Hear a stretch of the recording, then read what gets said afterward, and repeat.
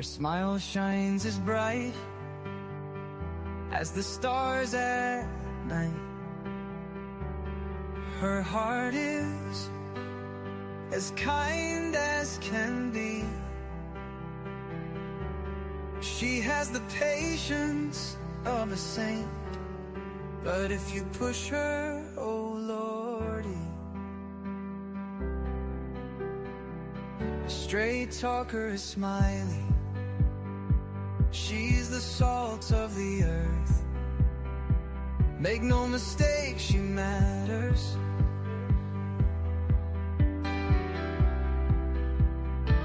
Catch Smiley's story on a live stream. Oh boy, that girl can matter. Go Smiley. She's Smiley, alright. She's Smiley. Make no mistake why she's here. She's Smiley, alright. She's Smiley. If you're guilty, she'll smell out your fear. Missing posters and stories of heartache and fear. She tells us all of the heartbreaking tears. She can sniff out the guilty from a mile away. If Smiley's on the case, then she's here to stay. She cares about these missing children. She cares deeply about them all. She speaks the truth with integrity. For the truth, she will seek it all. She's Smiley, alright. She's Smiley. Make no mistake why she's here. She's Smiley, alright. She's Smiley. If you're guilty, she'll smell out your fear. Smiley's questions are like a heat-seeking missile. She's going straight for the bullseye. Don't ever believe you can fool her. She's too wise, man, she won't comply. She values freedom like the 4th of July. She values respect even more. If you want to earn a place at Smiley's table, watch the clock, it takes time for sure. She's Smiley, alright. She's Smiley. Make no mistake why she's here. She's Smiley, alright. She's Smiley. If you're guilty, she'll smell out your fear. If you break her trust, you're done for. Trust don't grow back like grass. So don't give Smiley a reason to doubt you, or that friendship will shatter like glass. She's a damn good woman, that much we know. She puts in the hours to bring them kids home.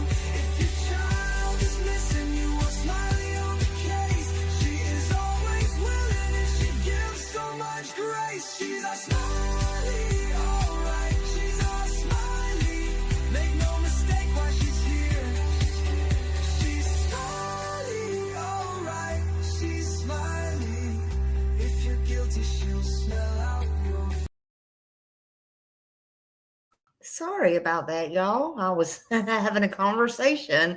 Hello. Good evening, everyone. Hello. Hi, Millie. Hello, Lady Q. Hello, Rose. Welcome in. Come on in. Have a seat. Hi, Michelle's Jewelry and H. Davis. Hello. Come on in and grab your drinks, grab your coffees, grab your teas, grab whatever you need. Nice to see you here. Thank you for being here. I appreciate you. September 4th, I think I got my shit together tonight. Andrea, hello. Good to see you, honey. I hope you're doing good. I hope everybody's good. You're tired? I'm tired too. I get done. I'm going to get in there and get me a hot shower and get in the bed. I'm going to go to bed at a decent time tonight.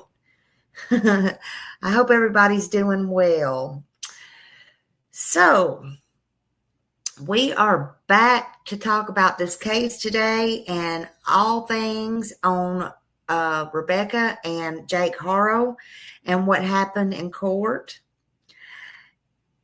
and we're going to get to the meat and potatoes of it and what's going to happen next and yada, yada, yada, yada, yada. And we got a video to watch. I found a interesting video. The guy that interviewed them, both of them, actually. We're going to watch that one too. I'm glad you had a great day. Hey, Tracy. Hey, nice to see you. I'm glad everybody's in here. I'm glad, Andrea, you're doing great. I hadn't seen you in a while. Michelle said, my heart is broken at the torture that precious baby went. I know, in Pennsylvania. Wasn't that awful? They all are horrific. You know, and I don't understand what in the heck is wrong with people, period. It's just, this world is coming to an end, y'all. It's just pure evilness. We are at the end of days. I kid you not. I mean, you can believe what you want, but it's bad. It's bad out there any way you want to look at it.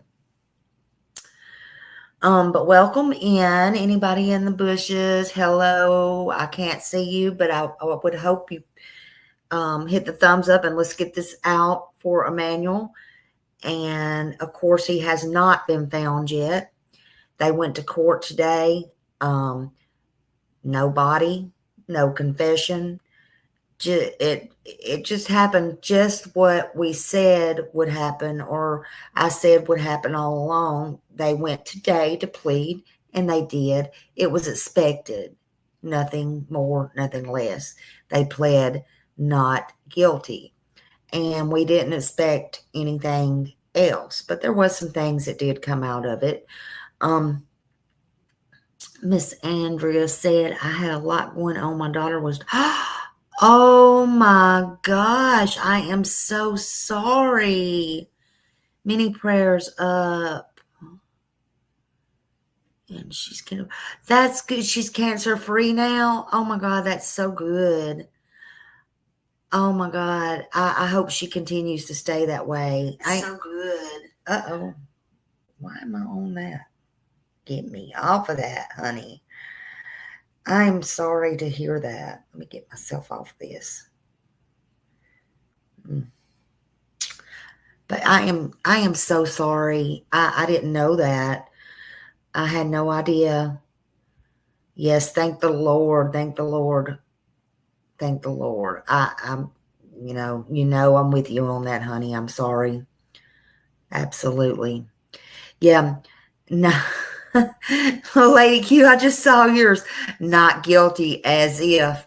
Oh, and so by the way, yeah, we got lots of things to talk about today. I'm not going to say, hey, we're going to have this short live because I don't know if it's going to be short or not, to be honest with you. Even though, isn't that funny? Even though all they went to do was to plead today and they pled not guilty, nothing more than we expected. And they was in there probably, from what I hear, maybe 3 minutes at the most. It was really hard. Hey, Bobby, welcome in. It was very hard to find live coverage on it. But anyway, we went through 2 or 3 things till we finally found Mark, where we could get a good bit going on there. But anyway, what was I going to say? So isn't it funny how it took 2 or 3 minutes, but yet I may have a longer live. I swear I don't get it. I don't get it. I don't get it, but it's okay. We'll get through it. We'll get through it together, right? We'll get through it all together. It'll be all okay. I promise. I promise. So no body, no confession. Everybody knows me that's in here. I'm smiling. And if you're in the bushes and you don't know, you never know what you'll get with me, but that's okay. I am true to who I am and to this channel. So you get what you get, honey. But anyway, just a quick courtroom update. today, September 4th, 2025, Jake and RebeccaHaro, they went in briefly, and I do mean briefly, to make an appearance at the um, um, Riverside County Hall Justice Center. Okay. Now you see her on my screen. That's the only picture I can find out there where you can see her face. So somebody did snap her side face. She does look like she still has her bruise right there, which one of the reporters said they were in the courtroom, and she does still have her bruise. So they did report that today. I don't know how hard she was hit or whatever. I know it wasn't by Ola, but somebody hit her hard. It's a wonder her. I'm serious. It's a wonder her jaw or her eye ain't broke, because how the bruises. It's already been. Geez, we've been talking about this. It seems like forever and a day. I'm just saying, but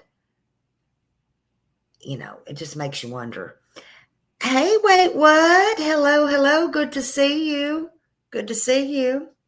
So they went and they pled not guilty. The whole thing probably lasted about 10 minutes, the entire thing. They were going to have a press conference. They had it all set up, everything. They were getting ready for it. And then the attorneys did not want to come out and talk on neither side. They didn't want to say anything. So they took all their equipment down and they left. And they did not do a press conference.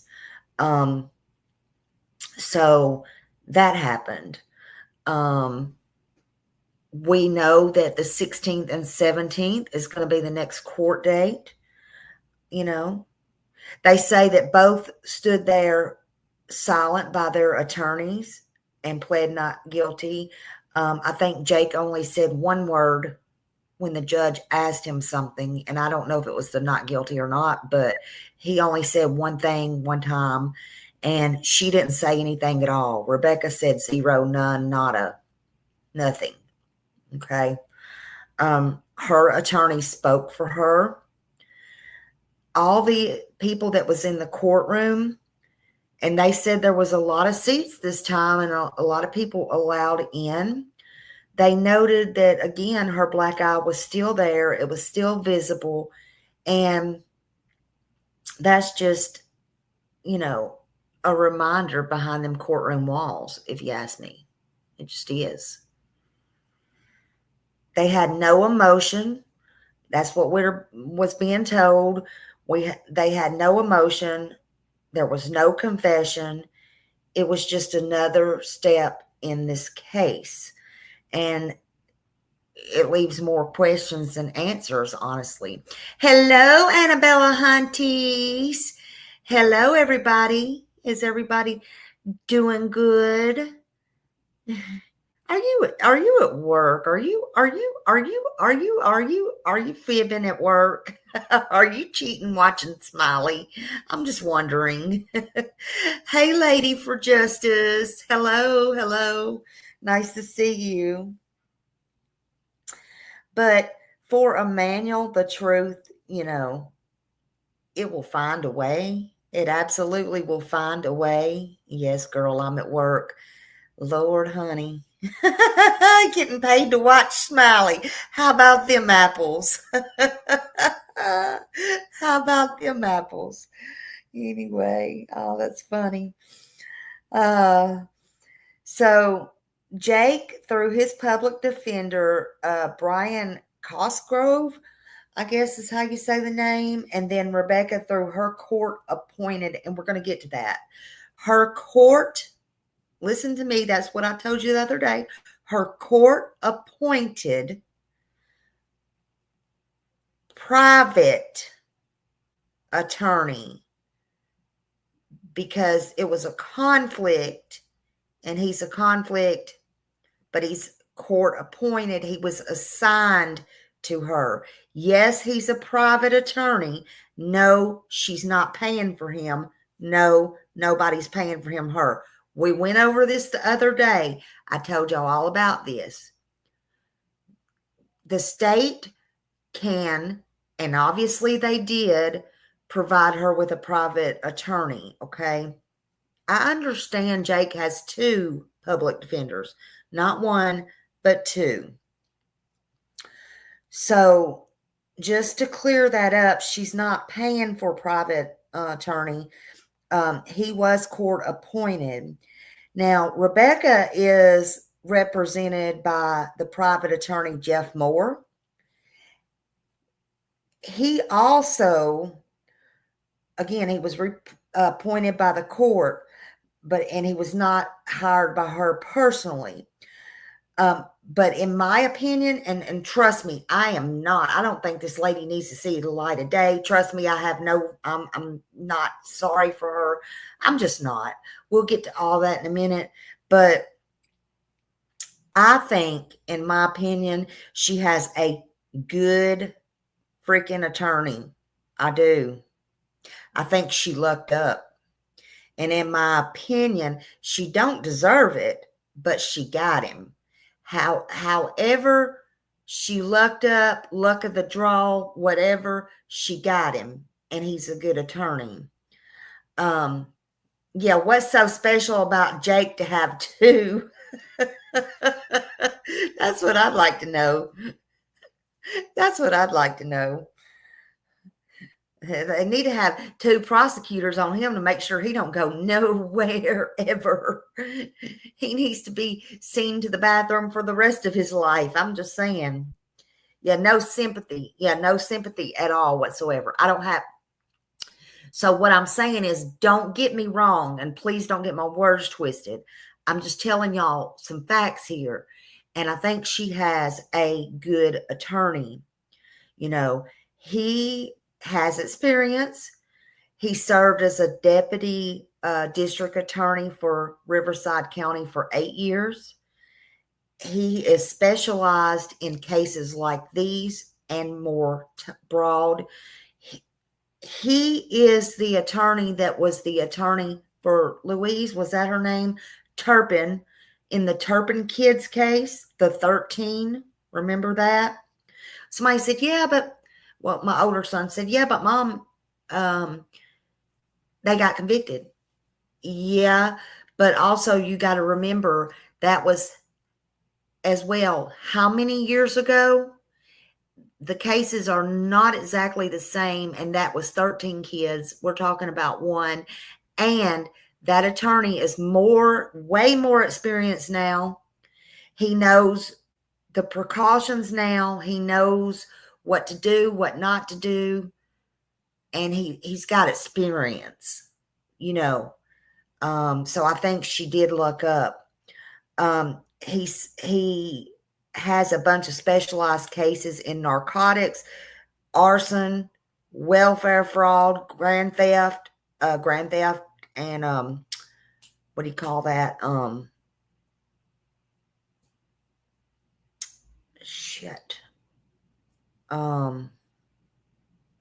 Prostitution. Oh, yeah, see, I ain't no prostitute, so I can't just spit it out of my mouth. I'm just saying. I couldn't even think of the word. I couldn't even think of the word. So he specialized in all that. So he has all walks of life experience, right? And after working at the DA's office, they said he joined the private sector out there, you know. Hey, Joe. Hello, Joe. Nice to see you. No, Billy, stop. Stop. You peed, wait, what? Well, the truth is the truth. Y'all know Smiley. I'm just going to tell it like it is. I couldn't even think of the word.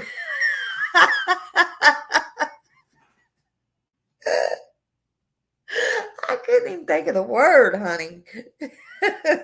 Shit.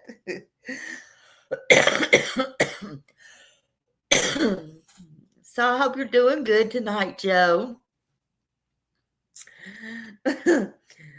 But, you know, he's handled a whole lot of cases, criminal cases and misdemeanor cases. And the most important thing he's handled is battery cases. And I think that's where they're probably, just in my opinion, I would just, I'm not psychic, but I would take a wild guess. They're at least going to take a shot at battered woman syndrome. And, you know, I don't know. I feel like I don't feel sorry for her, but I feel like he's going to try to make the world feel sorry for her.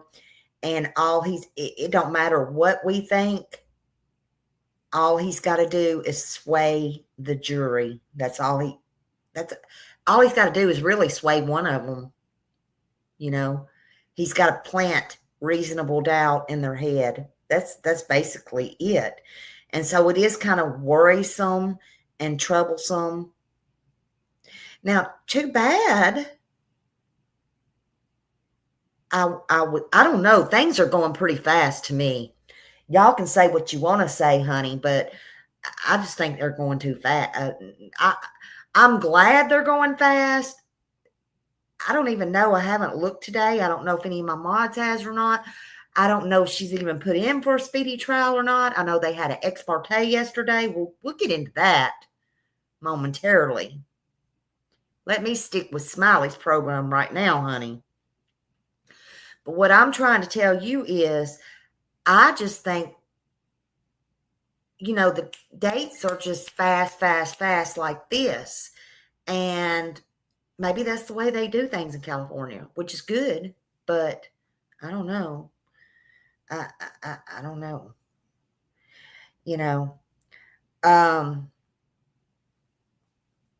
Like I said, Jeff Moore, he did handle the Turpin case.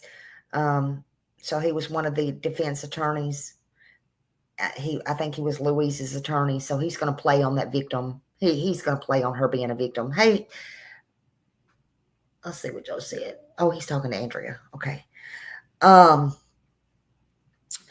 So again, if you didn't know about that case, I did a live on it the other day. I couldn't hardly stomach it. We didn't even finish all the way through the video. It was pretty horrible and pretty bad. It was 13 kids, and that gained worldwide attention. And that was in Perry, or was it Perry or Paris, California? Hey, Loretto. Hello, honey. But that was terrible. Lady Justice said maybe a speedy trial does mean speedy in California.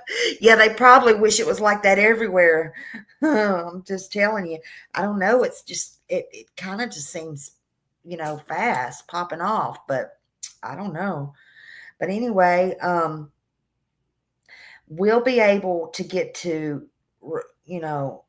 will he be able to get Rebecca to a good deal or not is the question.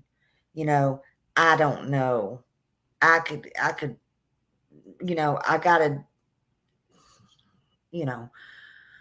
he's got to represent her. I don't got to represent her. He's got to represent her the best to his knowledge. She's freaking just like you or me, afforded a fair trial, a good attorney. What can I say? What can I say? But more, in my opinion, he will give Rebecca a better defense, I personally think, than she deserves. That's just me personally. And then I think in 20 years from now, when she's learning to read all them law books and she's sitting in there doing whatever it is she's doing, and it's not going to be knitting for her grandbabies. Smiley, that was cruel. Anyway, well, whatever she's doing, and she's trying to file appeals and all that stuff. See, them appeals are not going to go through because she had a bad attorney, is what I'm getting at.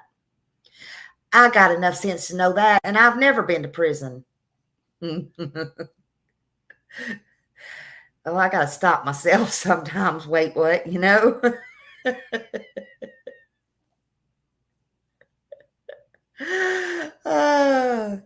But she can't say she didn't have a good defense, because I believe he's going to give her the best defense. And there's no way she could ever, appeal that and win on her attorney like some people usually try to do. I'm just saying. So I'll tell you right now, he has experience and he's learned more things in the last years since this last case on this huge Turpin case he did. He's learned a lot more now and he's more experienced and he's more older and he's more wiser. Just saying. Unfortunately, Rebecca will have everything going in her favor.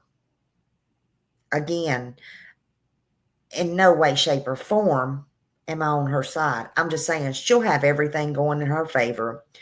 If she listens to her attorney, of course, she may not listen to him because, hell, she didn't pay him. You know how people are with other people's money. Even though it's the government's money, honey, they don't care. So she may for a little bit and she may not. It depends. Depends on how bad she really wants out of there. But if she listens to him, and I'm by no means giving her advice, honey. I'm just saying, oh Lord, because you wouldn't want to know the advice I'd give her. But he's going to play that victim card. Now, let's get to Jake. Jake the fake, Jake the devil dad, Jake no more. Jake is going to be no more. Jake is going to be done with the fork in it. Done with the fork in it. Done. Roasted, honey. He's going to be roasted. They're going to use the battered woman syndrome with her. But with him, I don't know. I don't even know where they'll go and take this case with him. I really don't. And I'm not saying, again, she wasn't abused. Listen, y'all. Let me make something clear, because I'm not saying she wasn't abused. But it's one thing to die for your kids. It's another thing to say you'll die for your kids. And it's another thing not to be able to just get out and save your kids. That's my opinion. But it draws the line. It draws that absolutely line for me with Rebecca, with this person right here. I think is an evil monster. And if she didn't do it, which, I'm leaning more towards she did it. Everybody thinks he did it because he did what he did to promise. I'm not so sure about that. I'm just not. But what draws the line with me, forget all that, but what draws the line with me is the fact that once her child was actually dead, according to law enforcement, that's what they think and think they can prove. It just kept going and it went too far. And she kept still staying. But that ain't even it. Rebecca, she took herself too far when she was not only 10 years older than Jake. And she should have known better. She should have wanted better. But she had more knowledge than Jake. She's been in this world longer than Jake. But she knew, this is what gets me. She knew for a fact, even before baby Emmanuel, that name, anything was thought of, before the 2-year-old, exactly, Loretto, before any of that, she had a nice little family. She should have stayed. Or she could have left. It don't matter to me what she did, honestly, to be honest with you. But what she did was, this is where I draw the line with her, okay? And she brought it all on herself because, and I hate to say that about anybody that has their hands put on. But here's the thing. Before she even hooked up with that man, she knew about promise. She knew what he did to his daughter. And it's more than what that prosecutor stood up there and said was wrong with her. Okay? Now, Rebecca chose. Everybody has a choice. At that time, she was not having a pew-pew to her head. She was not being threatened by gang members. She was not had a kitchen utensil to her neck. She knew what he did, and she had a choice. And she chose, Rebecca, not her mama, not Jake's sister, not Jake. Rebecca chose that after she knew about Promise and what he did and what he was capable of, I'm sure from the other ex-wives and women in his lives, she chose to lay down with him. She chose to be with him. She chose to marry him. She chose to have not one child with him. Oh, he wasn't abusive during that 2 years? Okay. All right. And then, not with her or the child. Okay. And then she laid down again and had Emmanuel. Those were her choices. Now, at some point, could she have not got away? Maybe. But as soon as that SOB, if he did it, and it wasn't them together or her, one's going to start blaming the other. It don't matter. We don't know what's happened till it comes out. But if I was in that position, I don't care. Like I said, have y'all heard of the movie Burning Bed? There was a movie once. I don't mean to laugh. I don't even know if anybody's ever heard of this movie. It's called I Love You to Death. I forgot who even plays in it, honey. I Love You to Death. She tried to poison him. She tried every way she could to kill him. He ate that spaghetti so much. He laid in the bed. She had people come in there and pew him in the head. And the son of a bitch was high on the spaghetti sauce, whatever she was doing to it. And she still couldn't kill him. That was a true story. A true story. And I forgot what it was called. I Love You to Death. And I forgot who played in it. And yeah, Farrah Fawcett, man, wasn't she she was a good actress. She played in The Burning Bed. But anyway, back to the story. Back to Smiley's world. So Rebecca, she chose all these things though. So no, I don't feel sorry for her. I don't feel sorry for her because, well, you know what? I was thinking about this. When we go through the trial and we watch the trial together and I'm at the end with y'all, and there's probably going to be a time that me, Smiley, I'm going to go hear some things and I'm going to see some things and I'm going to go, oh my God. I can tell you what I'm going to do. And you know why? I'm going to, because I have a heart and I have compassion. It's not that I have compassion for no child unaliving bitches. That's not why. It's just going to be for a split second, a split hair. I'm going to remember, oh my God,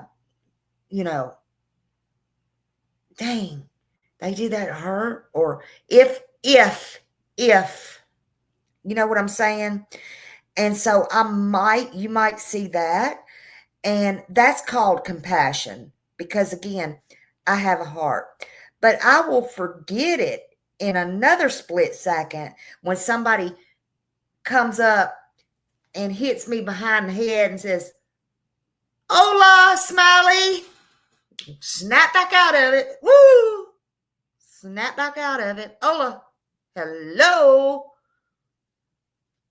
And then I'll sit up straight and I'll straighten myself up. My neck won't be crooked anymore, like I'm going to cuss somebody out. And I'll say,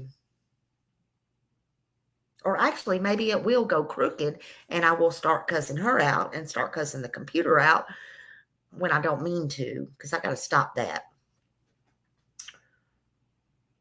But I'll remember who she is. I'll remember who she is and what she's done, and I won't feel sorry for her. She don't deserve my pity. So there may be a time like that, but she don't deserve anything.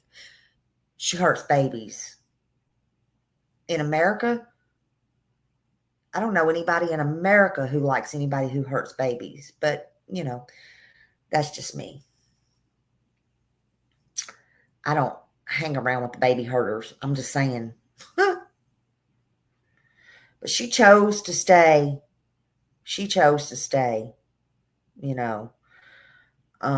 So, hola,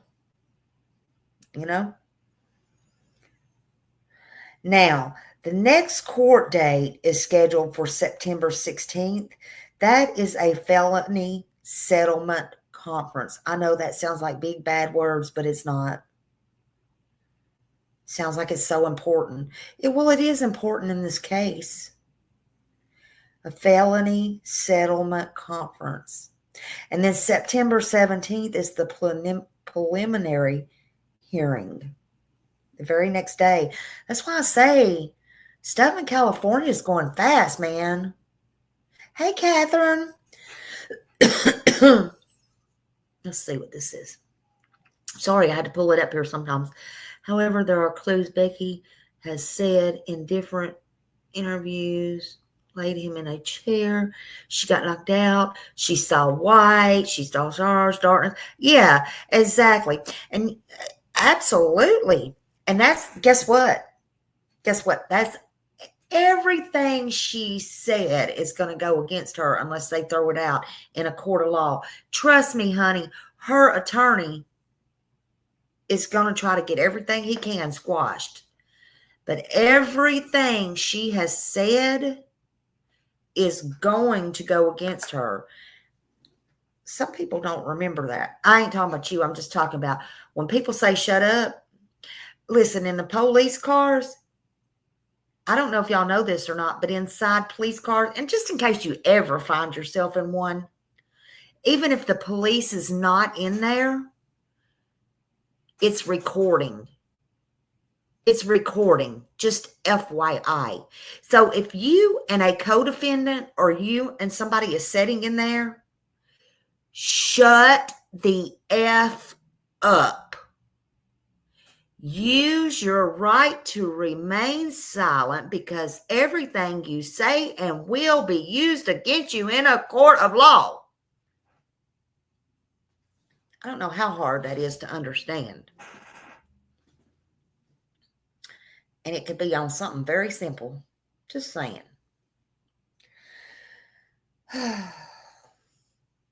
But the main goal is on September 16th is this felony settlement conference. What is that? Well, that's where the judge and the DA and all them come together. And their main goal is to just try to negotiate some kind of plea bargain, which the DA said. What did he say? He said he ain't going to do no plea. We're going to see. That was a couple of weeks ago. Oh, I think it was less than a couple of weeks ago he said that. But, however, he said there was not going to be a plea. We'll see. We'll see. But this is what I want to get into this with you for. Because the main thing is to go in there and try to plea bargain, to reach some kind of agreement, and the courts like that because it helps them avoid cost and trials and stretching it out. and all that, which it don't seem like they're stretching nothing out right now. It don't. But there is no body. Will they find Emmanuel? I don't know. I'm getting a little bit worried about that. Will they find Emmanuel? That's going to be the question. Will they get more answers? Did they overcharge these two people? Especially with Rebecca. Again, I'm not taking up for her. But if they don't have a body, they damn well better come in there on preliminary if there's not a plea deal reached. And I don't expect there to be, but if there is, then I'm telling you right now, wait, what? Thank you. Wait, what? Oh my goodness. He will see this justice. Absolutely. I agree. Absolutely. Thank you. Thank you so much. Yeah, one way or another, he's going to see his justice. And hopefully some closure for Promise, her new family and all that too. I pray. Because if there's not, depending on this, that's going to be a slap in the face to the relatives that's taking care of her. They're going to feel like they're never going to get justice. I'm just saying. But will they get more answers, or did they overcharge? And the reason I say with Rebecca is I'm a little bit concerned because she has no real priors or anything like that. And she's not like Jake as far as the world knows. They don't see her like that. And then the next thing is, again, I don't know. I hope they don't. I wish she would never see the light of day again, honestly.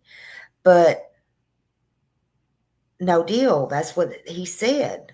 But I don't believe him. I'm just telling you right now. Because he's going to say it's good for the, whatever. I don't know what they say. I don't know how they could use that excuse. But anyway, there'll be a plea made. I bet you it will. I bet you. How much I want to bet right now?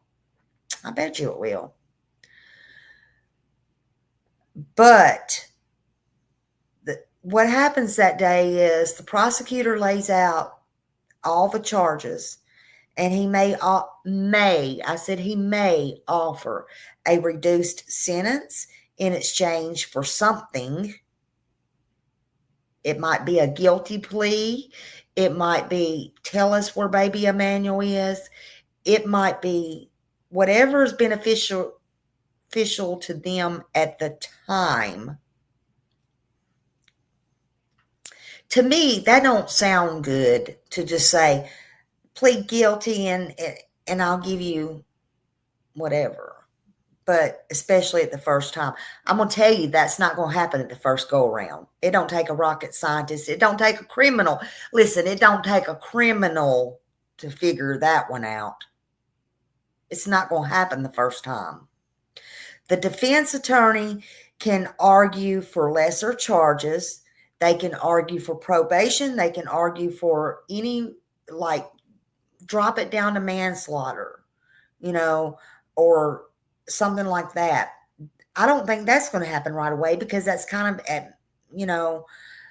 admitting guilt. But again, it is a lesser charge, so they rather have that. Yeah, they can do no contest. That's the same as guilty though, and I don't think she'll do it. She might end up doing it. She might. I think he's done with the fork in it, to be honest with you. But I'm not saying that'll happen. I'm just telling y'all what's supposed to happen. What's supposed to happen that day. Anything in this case is game. I'm just telling y'all. In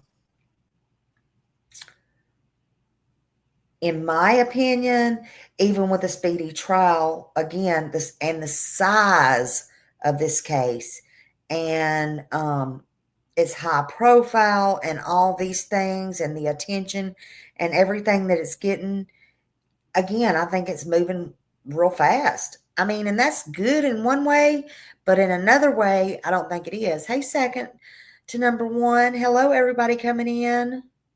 Robin, anybody I missed, I'm so sorry. But that's just me. But I think there's a lot of movement going on, and I think it's going on pretty quick. Now, they can go in. I'm just telling you what they can or cannot do. They can go in and they can make an offer, and Rebecca and them can hold out. You know, her attorney will go say this, XYZ, and this is why you should or should not take it. They really got this and X, blah, blah, blah, blah. You know, that'll be going on for a while until they do accept. The first deal is not going to be good.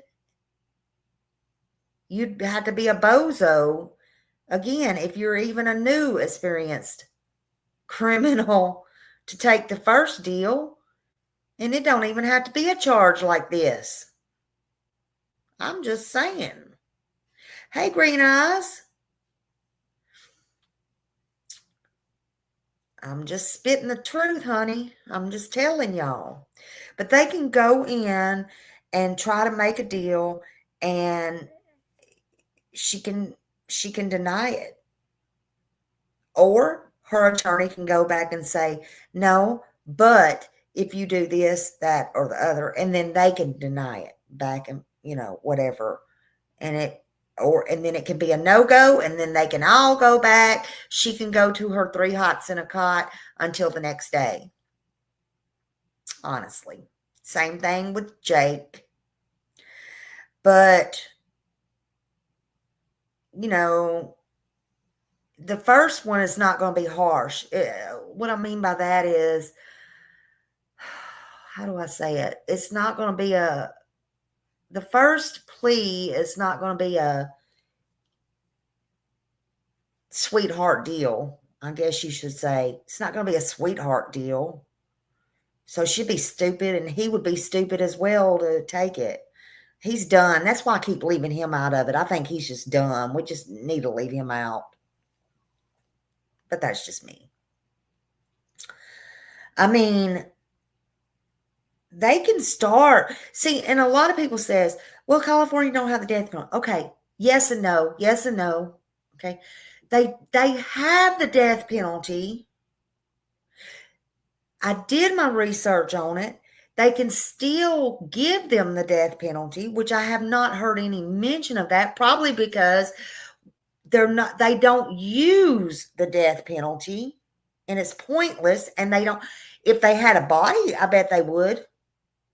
I don't know, but yes, they can. But, you know, that'd be like me or something, writing the note and sending it through the email to everybody. We're not going to do this while I am in office. Okay? But the thing that they should start with is, in my opinion, you do this or you say this, where's a manual, or you do this, that, and the other, whatever they want. I don't know what's going to help their case, whatever they want, and then say, we're not going to give you the death penalty. Well, if she's smart, she would know they're not going to give her the death penalty anyway, because they hadn't did that in forever and a day, and they're not going to do it, and the chances of doing it is null and void anyway, so her attorney's going to tell her, don't worry about that. They're going to go on to the next deal and the next court date. But I don't look for none of that to happen. I look for the next day. I look for no plea to be taken. And I look for the next day for them to go to the preliminary. And that's where the good stuff's going to come. Not good, not as in good, but good for anybody who needs to get information, because that's when things are going to start coming unsealed. That's when you're going to start getting more information, and that's where all the happenings are going to go. So I think we can hang up about the plea deal and the press conference, or not the press conference, the plea deal and the, what is it called? That conference? Settlement conference. That's just me and my opinion. I don't think no deal will be struck.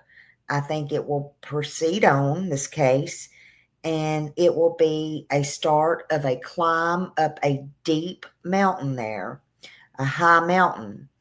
And honestly, we'll be here for it, you know. But I think they'll start the very next day in court. And so that's the preliminary. I can't even get it out. And you can look for more reports to come out. And then what's going to happen, that's when they go in. Prosecutors present witnesses if they have any witnesses. So this is where it's going to get interesting. Police reports come out. Any evidence that they have are going to come out. See, they won't release right now. That's something else I learned today. They're not going to release the arrest report right now. They're going to leave that up to the judge. Okay, so I expect either that will be done on the 17th, or they'll hold off, because I think it's just too early. I think it's too early. That's just my opinion. But the defense can cross-examine. They can challenge the evidence. And if the judge decides that it should be bound over, it'll go on and be bound over for trial. Now,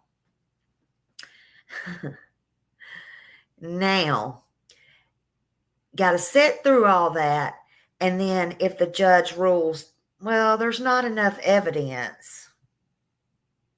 See, that's why you don't want to take your plea deal the day before preliminary either, right? Why do you want to plead for something when you might have a chance to walk out? I'm just saying. Not saying that they will. I'm just saying, what fool would do that, right? That's why I don't expect nothing to happen. Not even here in this case. So if the judge rules there's not enough evidence, charges could completely be dismissed.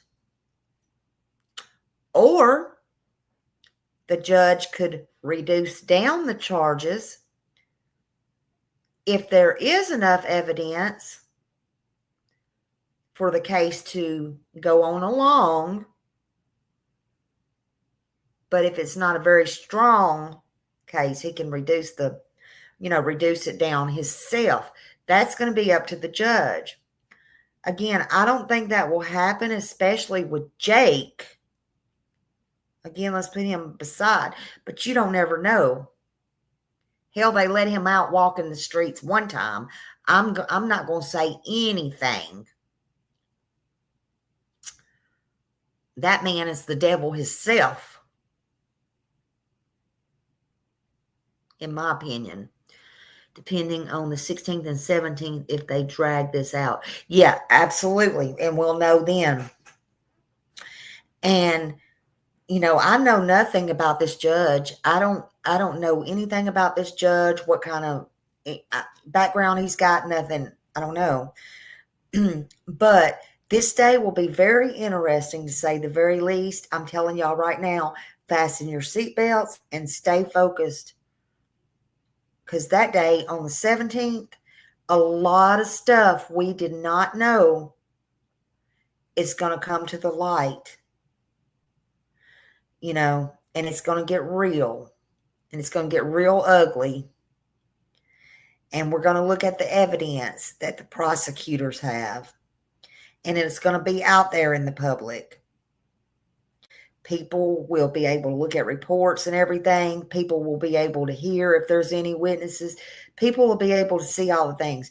I don't know. I don't think cameras will be allowed in there because they haven't so far, but maybe this judge will allow it.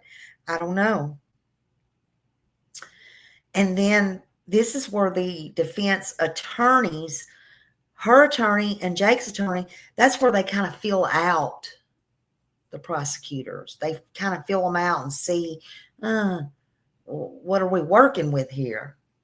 What kind of plea do we think we can get them down to? Is this a stickler? Is this, what does he really mean what he says? Even though they know him and they know what he, this is where they kind of feel him out on this case because they can't worry about what he's done in the past. They can only worry about here and now. Now, for the public and the press, it's going to be a lot of key details. It's going to be stuff people was wanting or people was guessing at, or it's going to clear rumors up. But there's going to be a lot of stuff that also comes out for the first time that's unsealed that the public has not been able to get a hold of. It's going to come out how they know what, why they think this. They're going to have to come with very strong proof. To back it up, they got to back it up so they don't walk. And if they don't, they'll look real stupid. I'm just telling you. So, first up, September 16th, the felony settlement conference. The next day when all hell's going to break loose. I'm just telling you.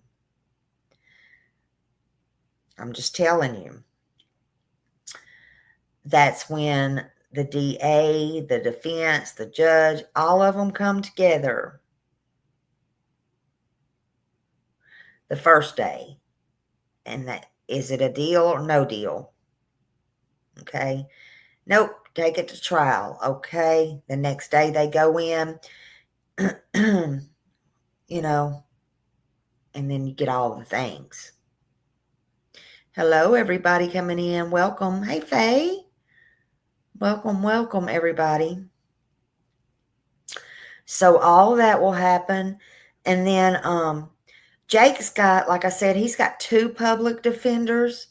Rebecca has the court-appointed private attorney that will also be in that room with them, weighing out everything, doing all the bargaining. Jake and Rebecca's not going to have to say anything unless they want to. But they don't have to say anything. The lawyers are going to be talking for them. But when the charge is murder, these deals don't come easy. They're no sweetheart deals right at first. I'm just going to tell you that. And if it is, it's going to stun the hell out of the nation. I'm just going to tell you that on this case. And I don't think they want that on their hands. I don't think they want it after what happened to Promise. In the same family, with the same person, and now they got this going on. I just don't think they do. So we just keep moving forward, and we wait, and we watch, and we hope, and we pray. That's all we can do. Now, this is the real test drive of the case. The DA will roll out witnesses, police reports, and whatever evidence they have been holding tight to their chest. The defense gets their first shot, their very first shot to poke holes in everything. They get to cross-examine, try to get stuff thrown out. They're going to try to challenge everything. And the judge, The judge is going to decide if there's enough evidence to push this case on to trial. Again, no body, no confession.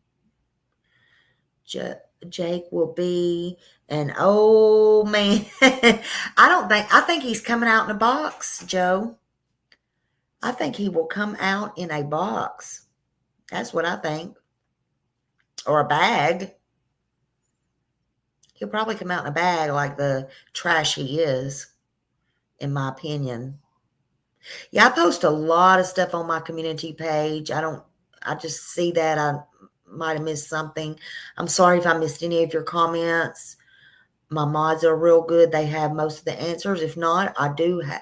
If you go to my community post, I have a lot of stuff that I post over there. I do that all day long pretty much. And I share stuff. I share other people's stuff. And, so there's a lot of stuff about this. And I got a playlist, and it's got more of other people's stuff in it than it does mine. I can't never remember to put mine in there. I can't do it. I need to go back and do it. But I've tried every time, good, bad, or indifferent. If I see stuff for baby Emmanuel, I try to put it in there. Sometimes the only thing I have problems with is unless I can get it over from one platform to another, I can't get it in there. But I try. And I still try to share from other platforms. I know that's confusing to y'all, but you have to know me, and my computer skills is null and void, honey. So just roll with the flow. Just roll with Smiley. That's all I can tell you. That's all I can tell you. Just trust and believe. That's all you got to do over here. Just trust and believe. Just go with it. Roll with it. Roll with it. Okay? I'm just saying. But let me be clear about this. This ain't about proving guilt or beyond reasonable doubt. Not yet. Not yet. This, when they go, it's going to be about probable cause. And is there enough probable cause to say, yes, this case deserves to be heard by a jury? So the prosecutors, they think the judge will decide there is enough evidence to have enough probable cause. They don't seem to think they're going to have a problem. We don't know. I don't know. Because we don't know nothing yet, right? Now, by the legal system, they have to go by everything legally as far as having probable cause and stuff like that. They have to. But now we're going to get into the nobody murder case. This is why a lot of people don't like to prosecute without a body. But this tells me they got a lot of evidence. They're not worried about it.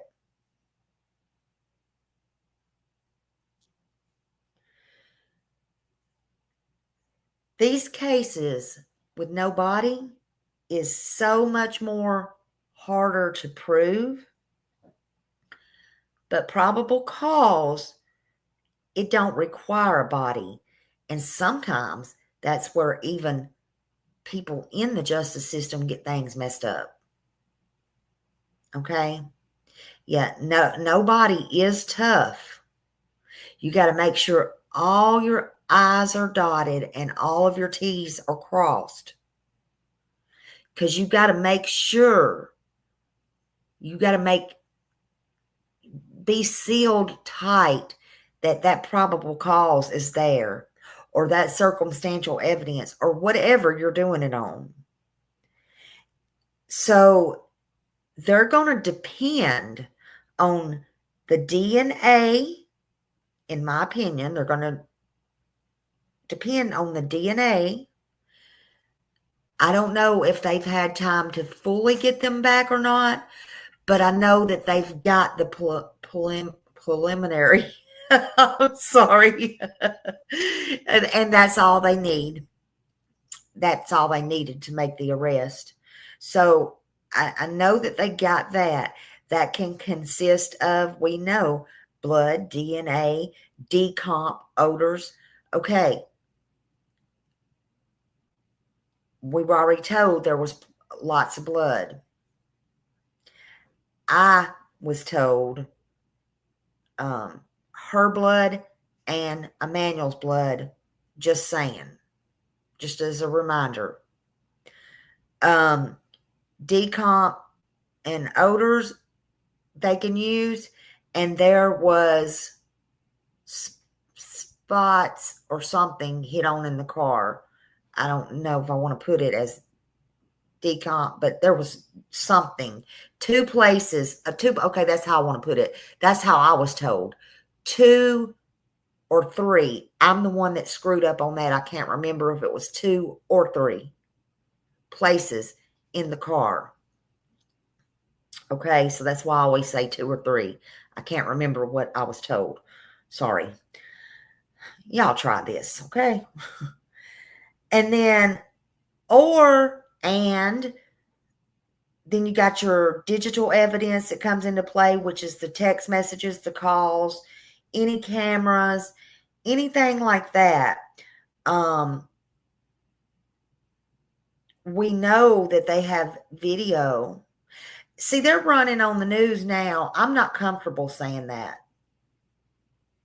They said it the other week. I think the DA might have said it, but I'm not comfortable saying that without it. But what they're going with is they're saying that between the 4th or 5th of August until the 14th, what that means is they saw him on some type of camera or video, or somebody, which if it's somebody, I don't know if I would trust them or not, must have saw him on the 5th of August. I'm not too sure about that. That's why I'm not comfortable with that.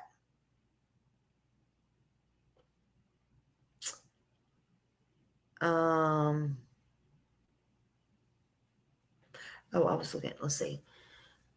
Hi, Joni, let's see. Someone said that they gave birth to him in the house. I don't think so. No. And I also heard there was blood in the laundry room. I heard there was blood in the shower, which of course that could be, she could have cut her leg or something shaving. I mean, I don't know. And it depends on how much they found. But no, I don't think that's from giving birth. What did Millie say? Millie said very possible. I don't know. Millie's a nurse. She knows. She's a retired nurse. So it is, I guess it is possible. Here's the thing. There is those cracks in the wood that it can seep down. It can seep down and go under there. Even if you have foundation and stuff under there, it can seep down and go to the concrete. They can always get that. Where there's a will, there's a way. And I guess you don't think about it when you're mopping and stuff like that, because at first you get your wood floor. Hey, Dawn. Let's see. There was a picture in here at a pink shirt in a store carrying him over her shoulder around that time. Oh, is that where it come from? So they saw him on the 5th or around that time. And Dawn, I didn't see you today. Like, my mom told me that as I was leaving, you asked me something about a petition, and I didn't see that. And I don't know if you saw her or not. She said she dropped my email. But do you want to come up here? Is there anything you want to say? I can drop you a link, or do you want to, I just wanted you to know I didn't or you can email it to me, because I didn't see you and I didn't want you to think I was ignoring you, because I wasn't. But anytime you want to come up here or tell us what's going on or anything, hey, you're more than welcome. You're driving, okay? All right. So yeah, okay. So my email, I'll have her put it in here at the end of the show, and if you want to go back, so it'll be easy for you to find, and if you want to email it to me, you can. But yeah, I appreciate you. Okay, so he's saying that there is video of that. So, um, you know, I don't know. I mean, if they have it, they have it, Um, I just wish little baby Emmanuel could be found. I just really wish he could be found. Uh, you know, I don't even know. I don't even know. There's going to be a lot to come out. It's going to be heartbreaking, I think. No doubt about that.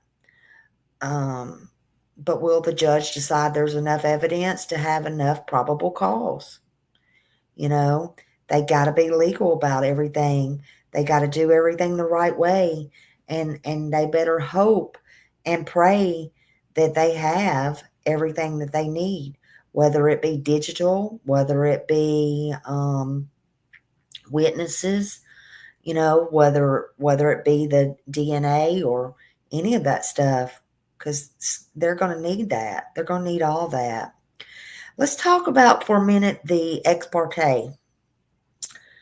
Nobody knew about that.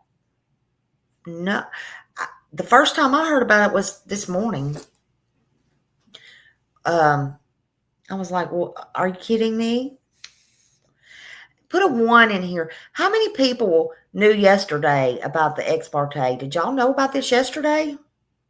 Am I the only one that's in the dark?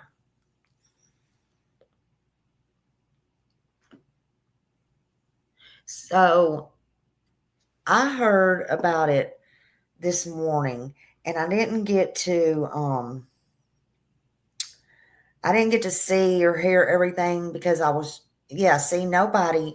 Somebody said Lady Q said you heard about it yesterday, because I only heard about it when I woke up this morning. Don said he heard about it yesterday. I didn't hear about it until this morning, and that's why I didn't say anything about it. And I'm still I'm just very shocked about it, honestly. I don't know if I'm not sure. I'm just not sure. So evidently yesterday, Rebecca, she went in front of the judge, and it seems nobody really knows why. Um, there's a few things, okay? It don't always mean that it's something sneaky. It don't, but it sure as hell seems like it, right? You want a link? Oh, yes, absolutely. Absolutely. Let's see. Oh, wait a minute. I don't want to share. Hold on.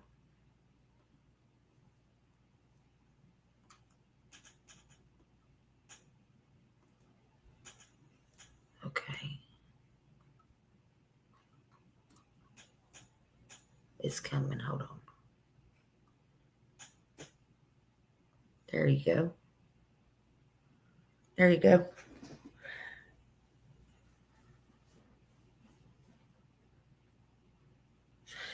So yeah, I don't know that it was. I don't know. I don't know if she's talking or what. Maybe Dawn has more information on that ex parte. It could mean several things, you know. Now, I'll ask him this when he gets up here.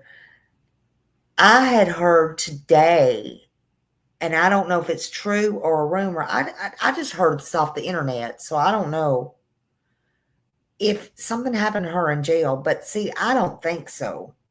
I really don't. That's just me. And it could have. They do have those blind spots.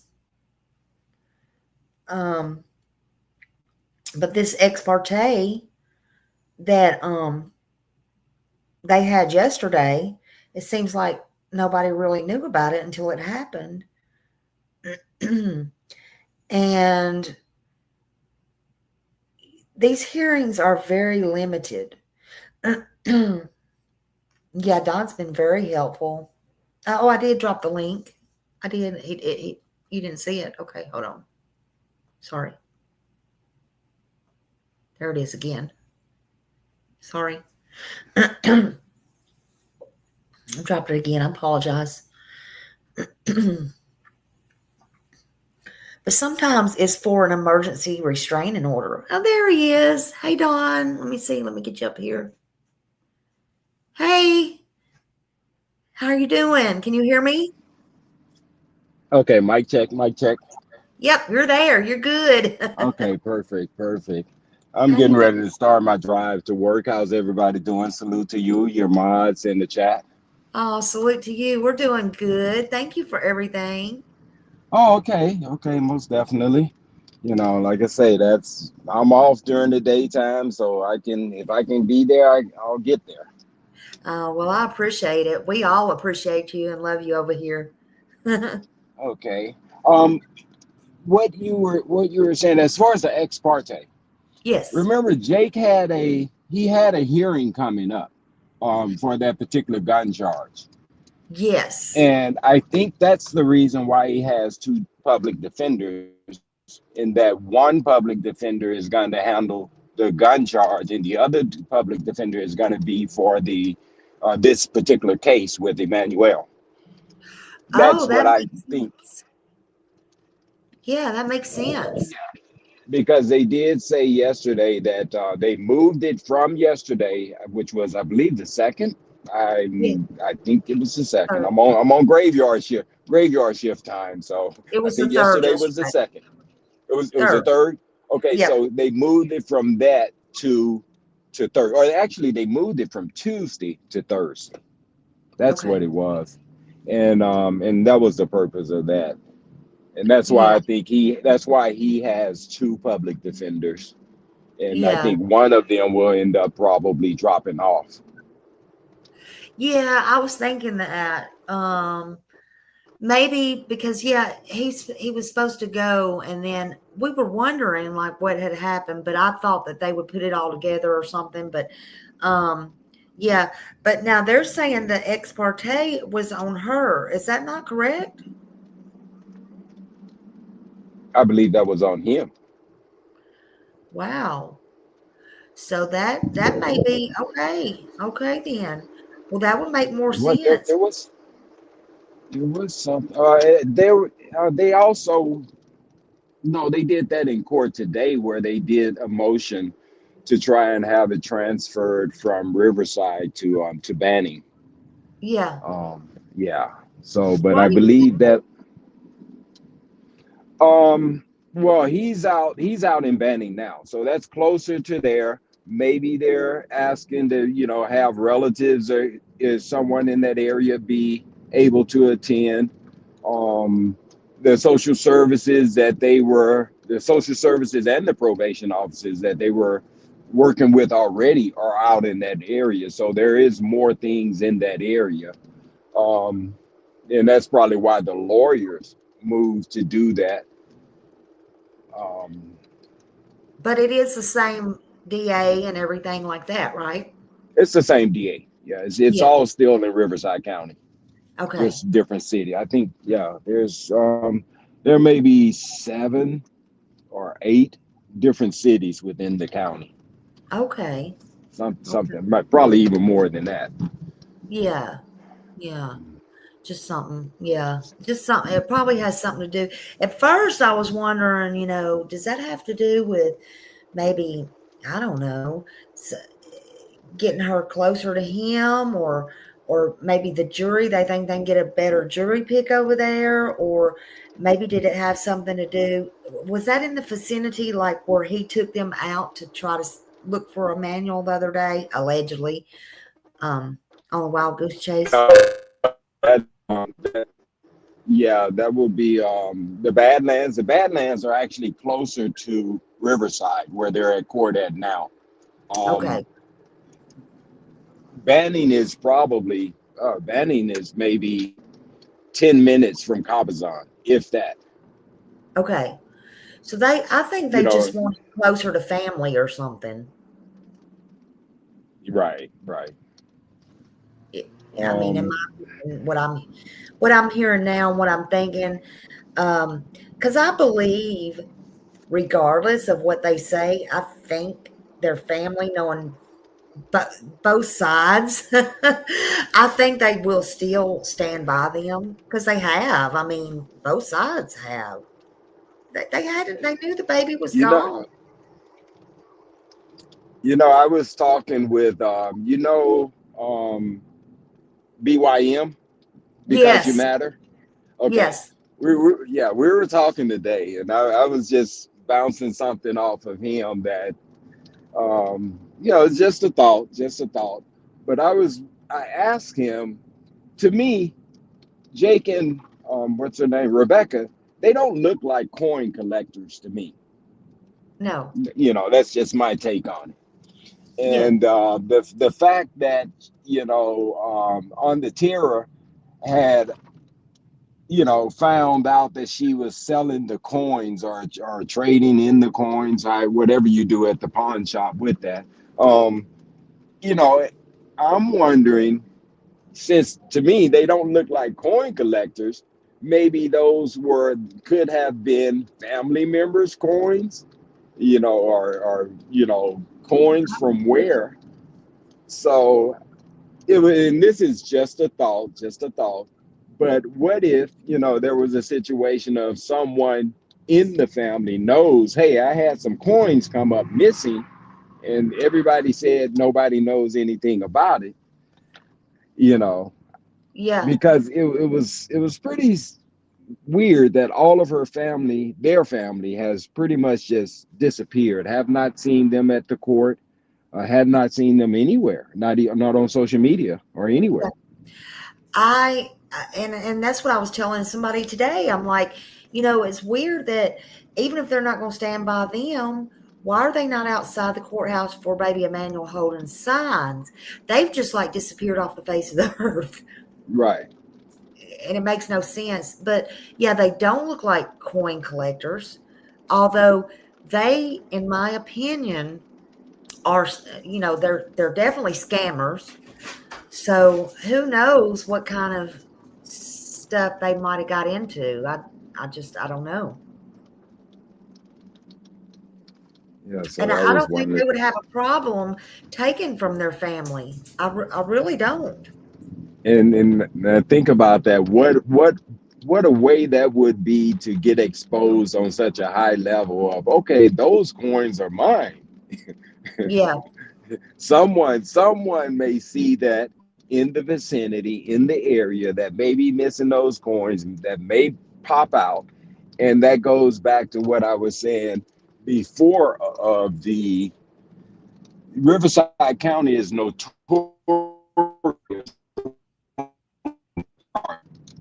So, I know a lot of people are upset about the bail, yeah, but in Riverside County, they make sure, if they don't want you to bail out, they make sure they withhold bail out, within a day or so. They yeah, add a charge and you're back in jail. And yeah, that bail money is gone. absolutely. So that's a twofold. They get you back in jail, they deplete your funds. And that's just one of the things that's been going on in this area for a long time. Yeah. Well, and I kind of figured, they had uh, tons of either money saved up and they would figure out a way to get out on bail, but I didn't figure that they would stay out if they get out, because either by them being arrested, there's not a lot of happy people around there, in my opinion. No, No, and see that's you mentioned earlier about possibly having a jury in that area. It's gonna be hard. It's gonna be Yeah, hard just from the sentiment that we heard when we were out there. Everybody's head snapped around hearing this story. yeah.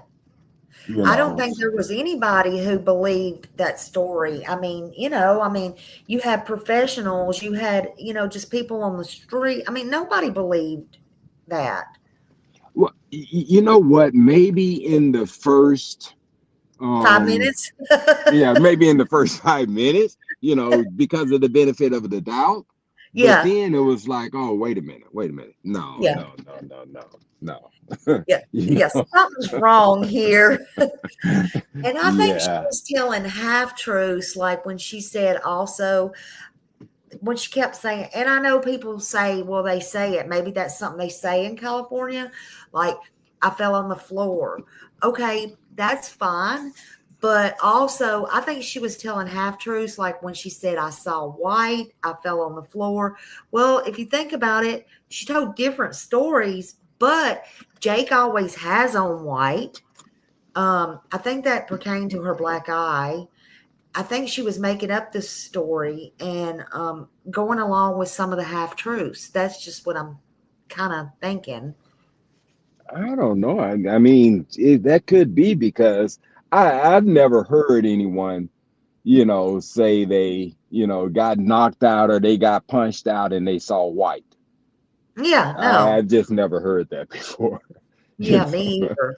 you Me either. know, And then I but think too, her her mother and Sylvia, I believe that's her name, the sister, Jake's sister, they come on there and told two different things, but I think her sister or his sister really kind of screwed things up when she come on there. So she may have just took her stuff down to like she may have been getting a lot of flack, but that's you just know me. what? I mean, in giving them the benefit of the doubt, I think maybe they wanted to think that it was true, but a reasonable mind, eventually has to say, hey, you know what? I got to get off this train. Yeah. I mean, I hope that's what happened, but, all of this is suspect, Yeah. Yeah. so I think they actually jumped off that bandwagon, but will probably support them how they can, Yeah. I mean, and I know, like I said, it's the worst thing is hurting a baby, but again, you know, I don't know. That's their kid. I mean, um, her mama has already went through that with her son of taking somebody's life, although it wasn't a kid. Um, it was still taking somebody's life, and she stood by them through thick and thin. And, right. so I think she'll be there for Rebecca. I don't think this will be no different. I Yeah, don't I know. mean, she may, I I think mean, I don't know. I can't even imagine that. I think they're just in Um, hiding right now, but I think later when the trial comes, I think the mother, that may be why they want closer. I think she'll stand up for Rebecca and at least be there and support her. But I think she knew that that baby was gone too. I do. I'm sorry. I just think that that lady oh, knew. well, the interesting thing there, I think I heard this on your show that she had not been in their lives. She had a restraining order placed on her, and she had just started coming back around May. The That restraining order failed, and but she said she hadn't seen him. She had never met him. hmm Yeah. Yeah, that's what and somebody over on TikTok said that the Mary was still in the pictures, but off the TikTok of the baby, and that's how she had the photos and stuff. So, I mean, it very well could be, could have happened that way.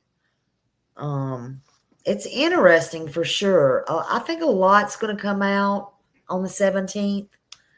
Um, I'm interested to know, other than, see, I don't know how the DA can go so far as to say, we know they don't have a body, but they know exactly he was abused to death. I don't get that. How do they know they don't have a body? So again, I'm not a you, professional at that, but we know he was abused. I mean, there's no doubt about that. But I just, like I say, there's one person around. And I don't know how much that they've been around, but that teenager that had been around, of course, that yeah, person probably wouldn't be able to testify, but maybe be able to give information because it sounded like she was there or they were there for something. yeah, Or even looking at the pictures, doing analysis of the pictures over a period of time. Is that concrete proof? That's for the experts in that to decide. I think the one thing is, for us twofold. Being able to find Emmanuel to give him a proper send off if he's no longer here, yeah. and two, to be able to understand what actually happened to him or what could have happened to him. I agree. That will give information. um I think there'll be some things that we can look forward to finding out if there was some legitimacy to them going into a hardware store, looking for what was it, a sawzall and a hacksaw. Was there any validity to that? Yeah, Was there validity of them walking in all these places that they were said to be, traveling through at the middle of the night? Because it definitely seems as though they went to extra lengths to try yes, and cover things up. absolutely. And you know what got me? And I know that lady was telling the truth. I mean, you could just tell, but sh- when she told Ahmad the other day when he sit down to eat with her, he was out somewhere. He kills me eating, but when he was eating with her somewhere, and I guess he just met her, and she said she saw them pushing the stroller with no baby in it. I am like, man, I you, okay, I don't I made this statement a while back, and it's the weirdest thing for me. I don't have any little ones. My youngest one is grown. yeah, But here in California, and I'm not speaking to the case right now, but I'm yeah. just saying that is something that trips me out here. I see more women here pushing strollers with puppies in it, Oh, yeah. or pushing. Yes, This is off absolutely. the case, but I'm just making a general statement that I, I it's That is that true. part is just weird. Yeah, You yeah. know, I mean, I'm in line at a Subway, and I turn around, and I'm just peeping over there, thinking I'm gonna see a baby, and it's a puppy. It's like, what the And okay. you go, oh, get you, Oh my gosh, that's funny. Yeah, we have that here too. And you can buy a pink stroller for the girl puppy and the blue stroller for the boy puppy. Right. So no doubt, even when we were out at the courthouse, Uh-huh. and what's his name? I'm gonna say his name because you Ahmad. matter. We were standing Okay. there talking last week, and this lady, she came by pushing a stroller, and I looked and I did a double take on this doll. It ended up being a doll in the stroller, but it caught my eye because the doll it didn't look real. I was like, oh, something's not right. But Yeah. then 2 feet behind her, 3 feet, 5 feet behind her, was another lady that was holding the baby, the small kid, holding the Right. hand. So they had Right. taken the kid out of the stroller and put the doll in there. I, yeah. Uh, yeah. Oh my goodness, that's so funny. Yeah, if you don't know, I mean, you just don't know nowadays, but it makes me wonder the lady that said that she saw that if they were just trying to um maybe push the stroller and see, I wonder if they even had intentions or what made them finally do this and come up with this scheme and just say, was it because was it because some of her family was coming back in her life? Was it, I, I mean, because they wasn't going to school. It wasn't like Right. most of these cases, I know But they they had were asking questions. They were asking. I think we saw two, maybe three videos where they were at the asking funeral. questions of where is the baby, Yeah. Yeah. and the other question is, I know there was a stroller that was sitting on the porch or on the property, Yeah. but was there another stroller? Because let's just say if they were pushing the stroller around and the baby was already deceased and they were looking for a place to, you know, take him at that time, you would think that the dogs, the canines would alert on that stroller. Yeah, you would think so.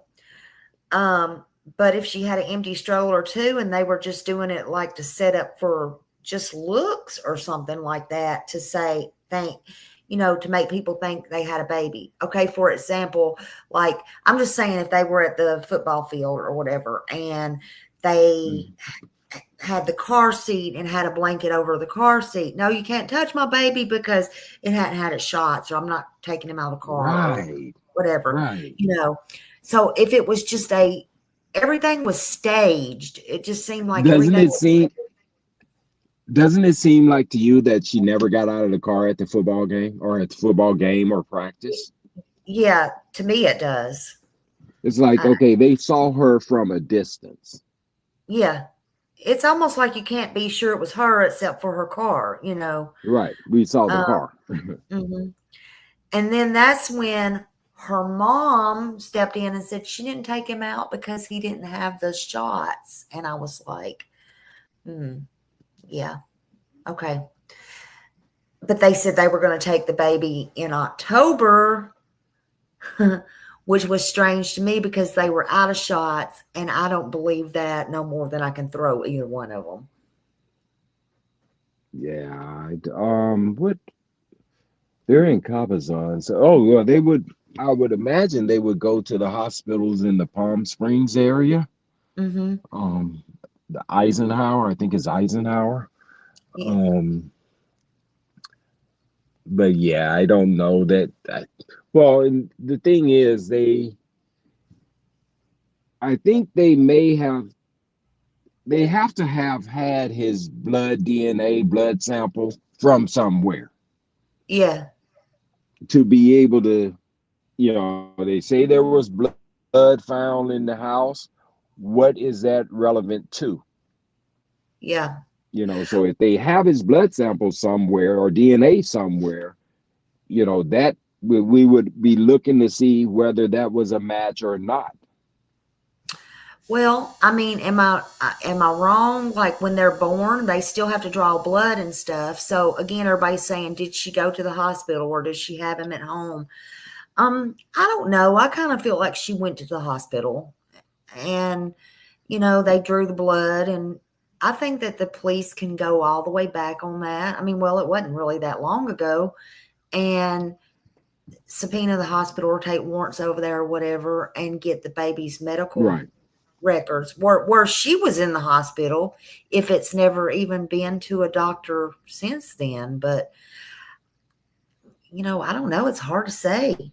Right. They I would, most definitely could get that information.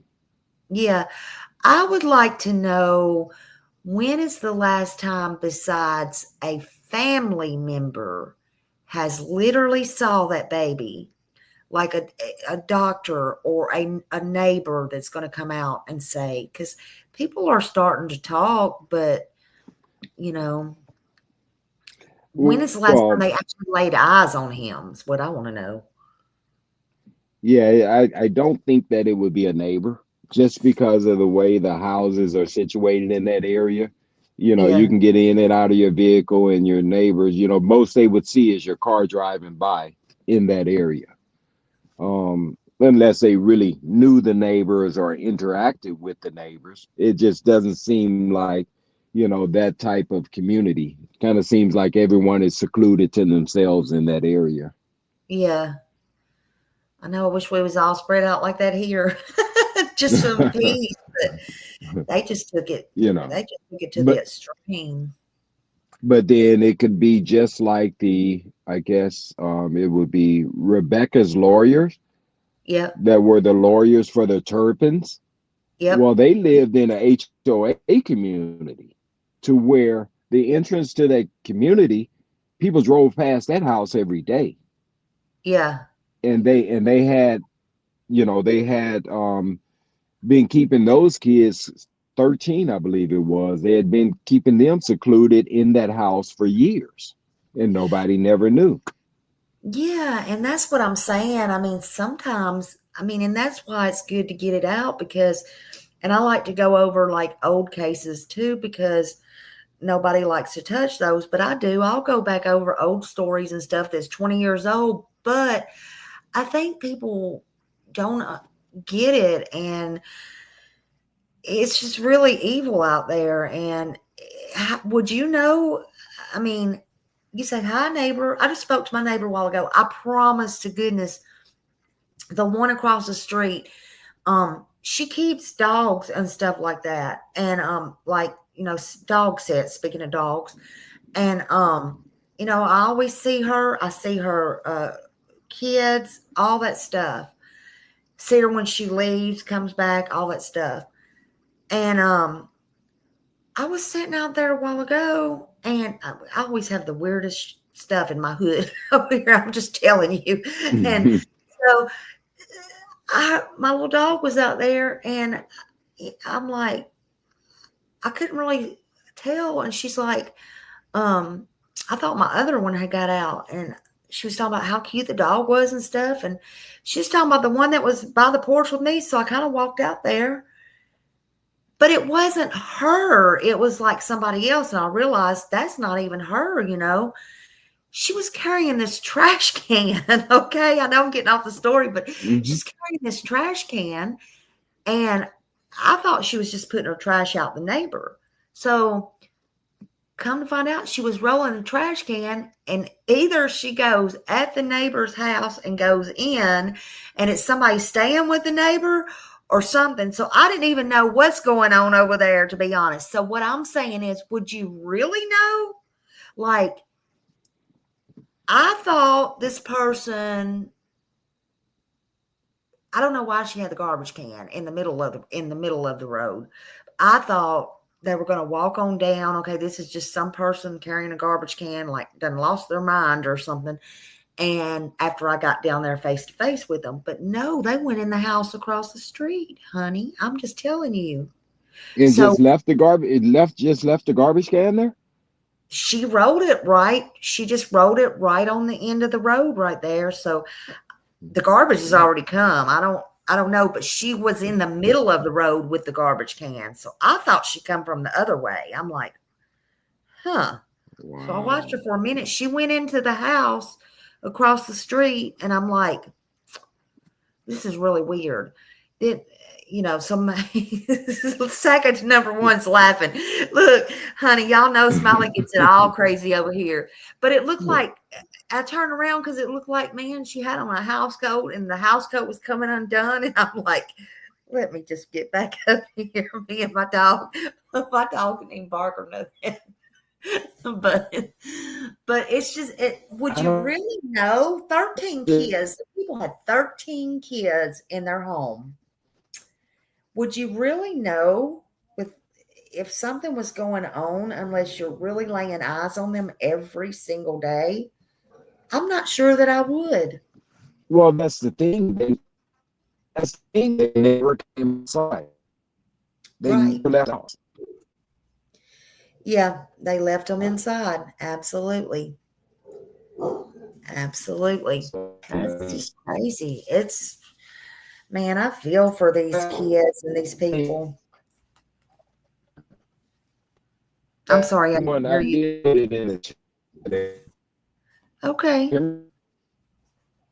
Yeah, I can hear you. You're breaking up a little bit, but yeah. That's why they're doing this thing, a petition for Emmanuel, Yeah. because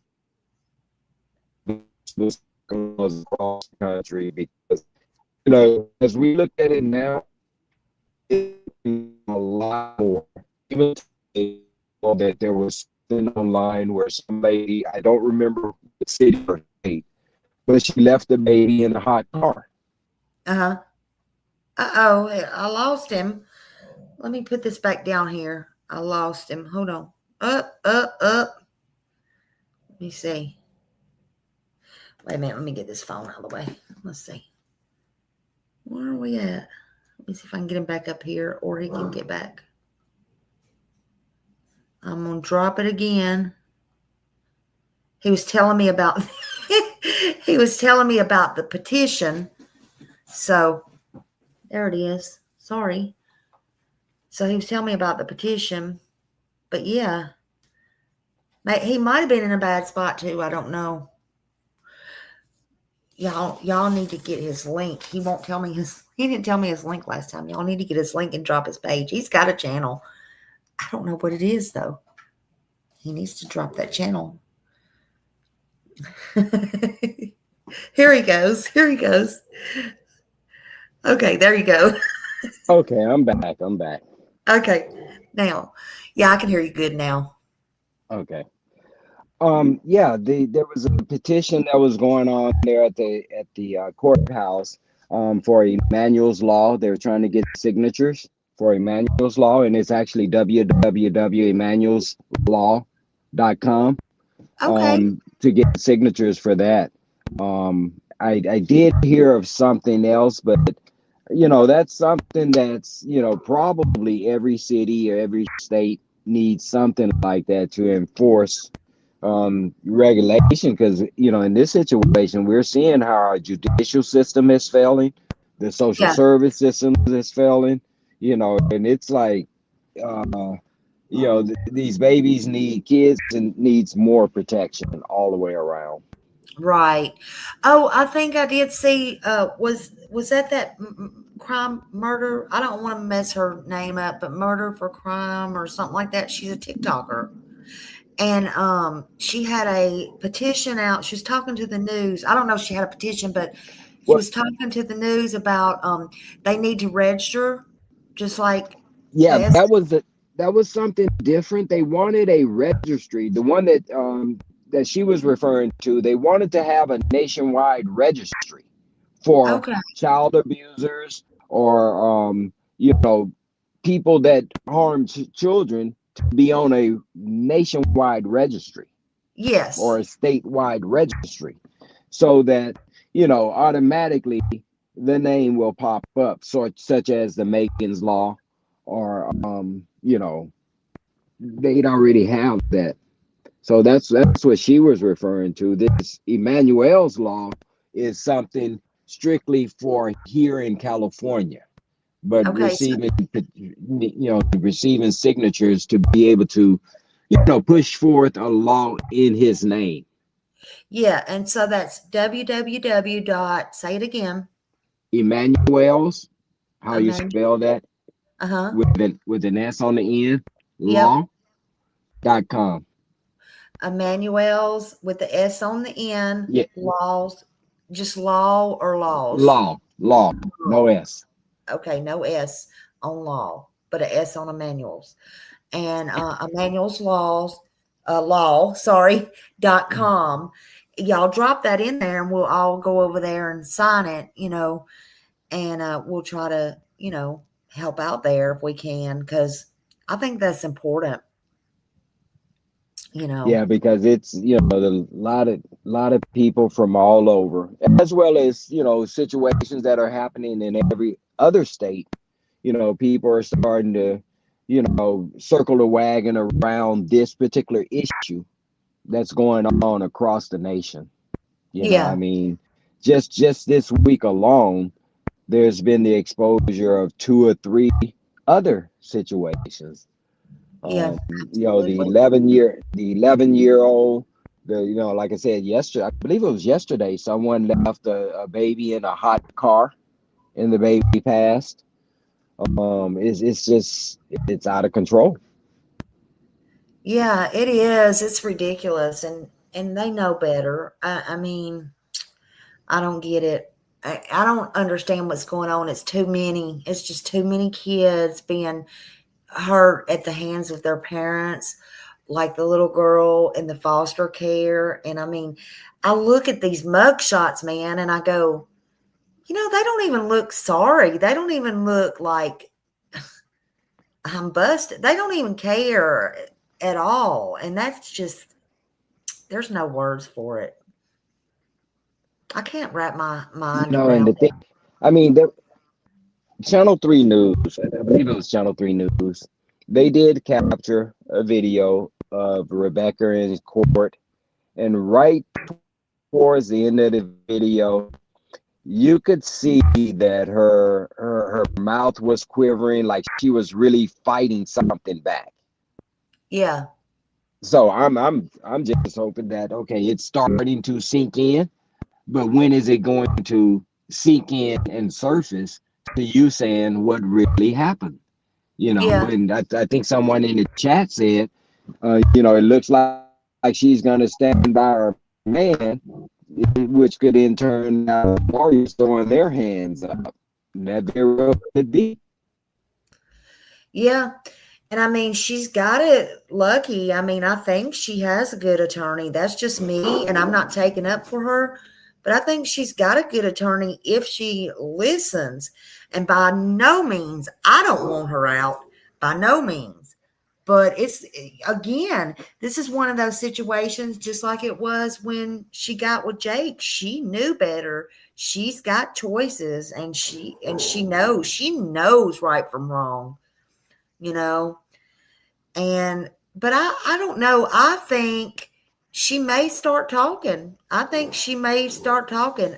I said the other day, I knew that look when she gave him that look in court, it was on. Hmm. I just think she was mad Okay. because he got out, and them walls talk. That's what I say. And that's just the way it was, and somehow or another she got that message. I don't know how, but she got that message, or she saw it on the TV coming through. I know she's in protective custody, but they either walked her through at the right time or walked her back to her something, or she got that message somehow, Hmm. and she was pissed at him.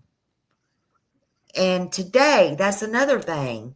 Today, the one reporter come out, and he said they could barely see her or him, but they did see her, like she kind of looked like, how dare you, how dare you could do this, so, or do it to me or whatever. But that's what I got from So the the one reporter. as in the realization has been setting in. Is Yeah, that maybe, type of like, look? how could you get me in this position that I'm in right now? And then, if you think about it, and then she probably thinks because he went out in the open that he's talking and going to do her the same way he did his wife. Because, like I said, his ex wife, because she knows what he did. Hmm. She knew that. She just made the choice to ignore it and have 2 kids with him and marry him. But Okay, you've been following these type cases for quite a while. yeah, Um, what do you see, or how do you see the probabilities of them bringing in any information from the previous case The guy. into here as reference. Oh, Yeah. of promise. Yes. Her attorney's going to try to probably get that, squashed out. The attorney don't want that in front of her. Attorney's not going to want that. They're going to do everything that they can to not bring that in. I mean, I'm sorry, his attorney. I apologize. His attorney. If it's up to her attorney and they're going where I think they're going, and they're going in the battered woman, her attorney's going to try to get it in. I think he'll try to get it in. Will he be successful? That's a hard one. I don't know. I think since she was adopted and stuff, and they really screwed up last time, I think the judge will be very limited on what he lets in about her, which I honestly think they should. I think they should let it all in. But to be fair, not me, them, legally. Look, Smiley ain't got to be legal about all this. No. But how they're looking at it, I think the judge will try to let very little come in. They'll throw most of it out. And that's going to be such a shame. Because did you see how that prosecutor said the other day? He brought her up, but he didn't even bring up even half of the stuff that was wrong with that baby. Well, she's not a baby anymore, right. but right. That precious angel. And that was kind of that would have been a slap in the face if I was taking care of her and I was her family and stuff like that. But it's just like he shook it off. Just and about then, the same. He did the fire. Then, I don't know about the fire either.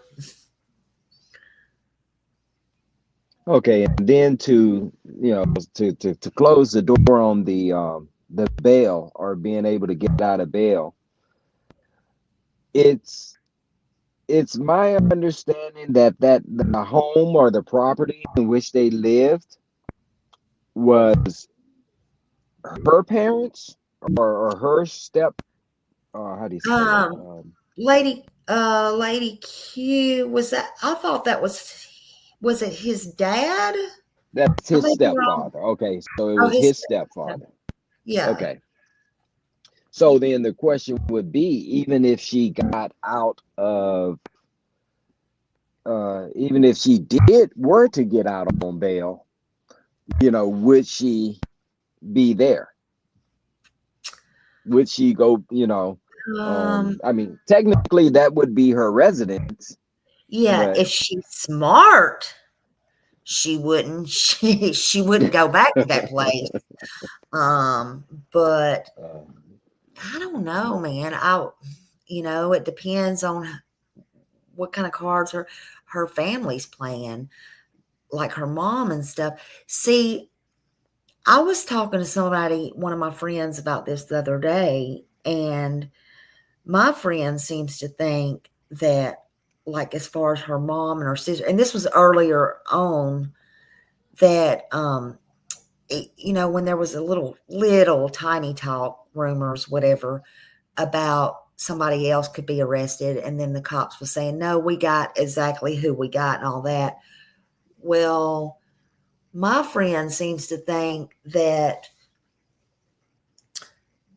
maybe they just need somebody that's on the outside, that don't think that they have no heat on them, but they might get them later on for after the fact, and I think that's a possibility. So if that is the case, would she go back to her mother's? Would her mother allow her to go back, or would her mother allow her to come there? I think her mother is going to stand by her because of, that's just my opinion, because what she's already went through with her son. But Right. In this case, who knows? And I can see that. I can see that. Yeah, yeah. I um I think in this case there's going to be some twists and turns we're not going to see coming. That's what I think. I don't know. I mean, what? Yeah, if there's any other surprises to pop out, you Yeah. know, Well, I don't know. And will they call her ex-husband in? That's what I'm wondering. Will they call her ex-husband in? Uh-oh. And he's the one that's saying he never knew she had a manual, but he's starting to come out and talk too. So I'm interested to know who the witnesses are. You know, come on, come on. God, you smell these treats. But I'm interested to know who these witnesses are, you know, and what they're going to say. That's what I want to know.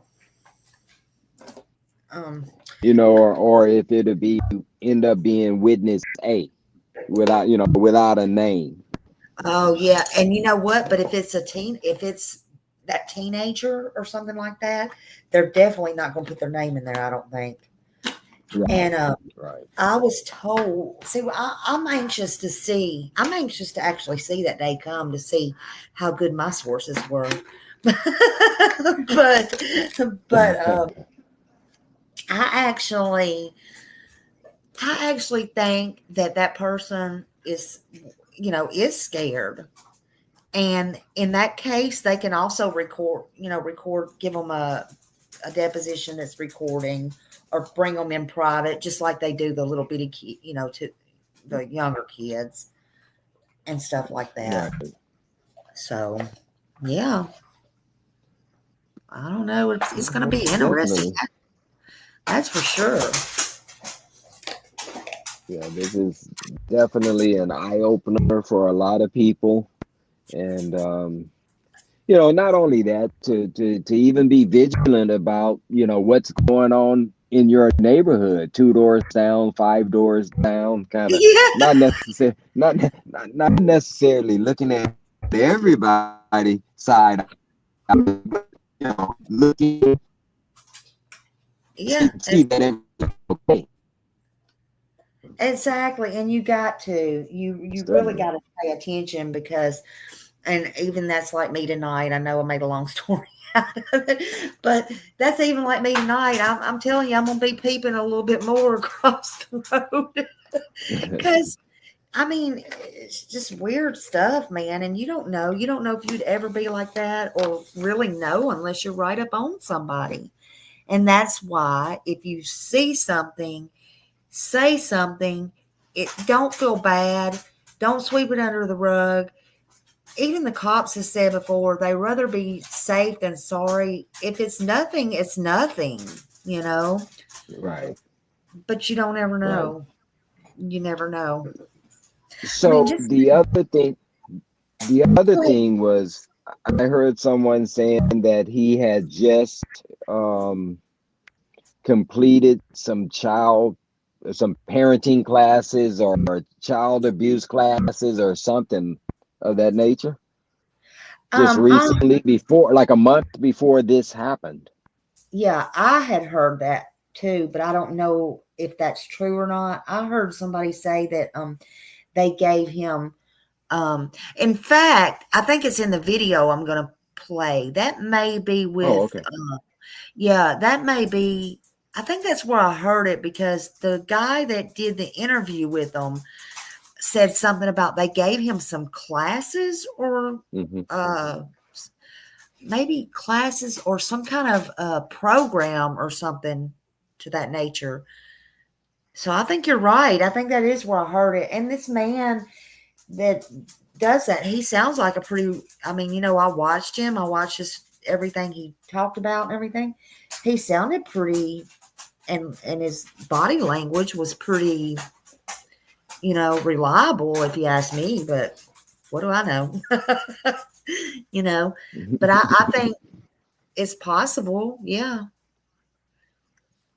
But I don't think it was enough, or this wouldn't have happened. Right, right. Well, there was something that was said in there, as far as how they graded, his participation in that, and they said, "Oh, as the kids mature, he's going to mature." And to me, that was too open ended. Yeah, Like, okay, well, what if a kid stays stagnant in this place? That means he never comes out of his dark place. So it just, you know, I think it's more or less that he was just filled with evil. yeah, I agree. It just period. I think he's pure evil. I think Jake is pure evil. I don't think he would ever come out of whatever's wrong with him. I just think he's pure evil. Um, and somebody like that just don't need to be out on the street. You Right. know, I think, you know, again, his ex mother in law, she's the one who come out and called him the devil dad. But look, I think she was, she had her part in it too because she knew, but she hit the nail on the head when she called him the devil husband, the devil himself. He must be the devil's child. I'm sorry.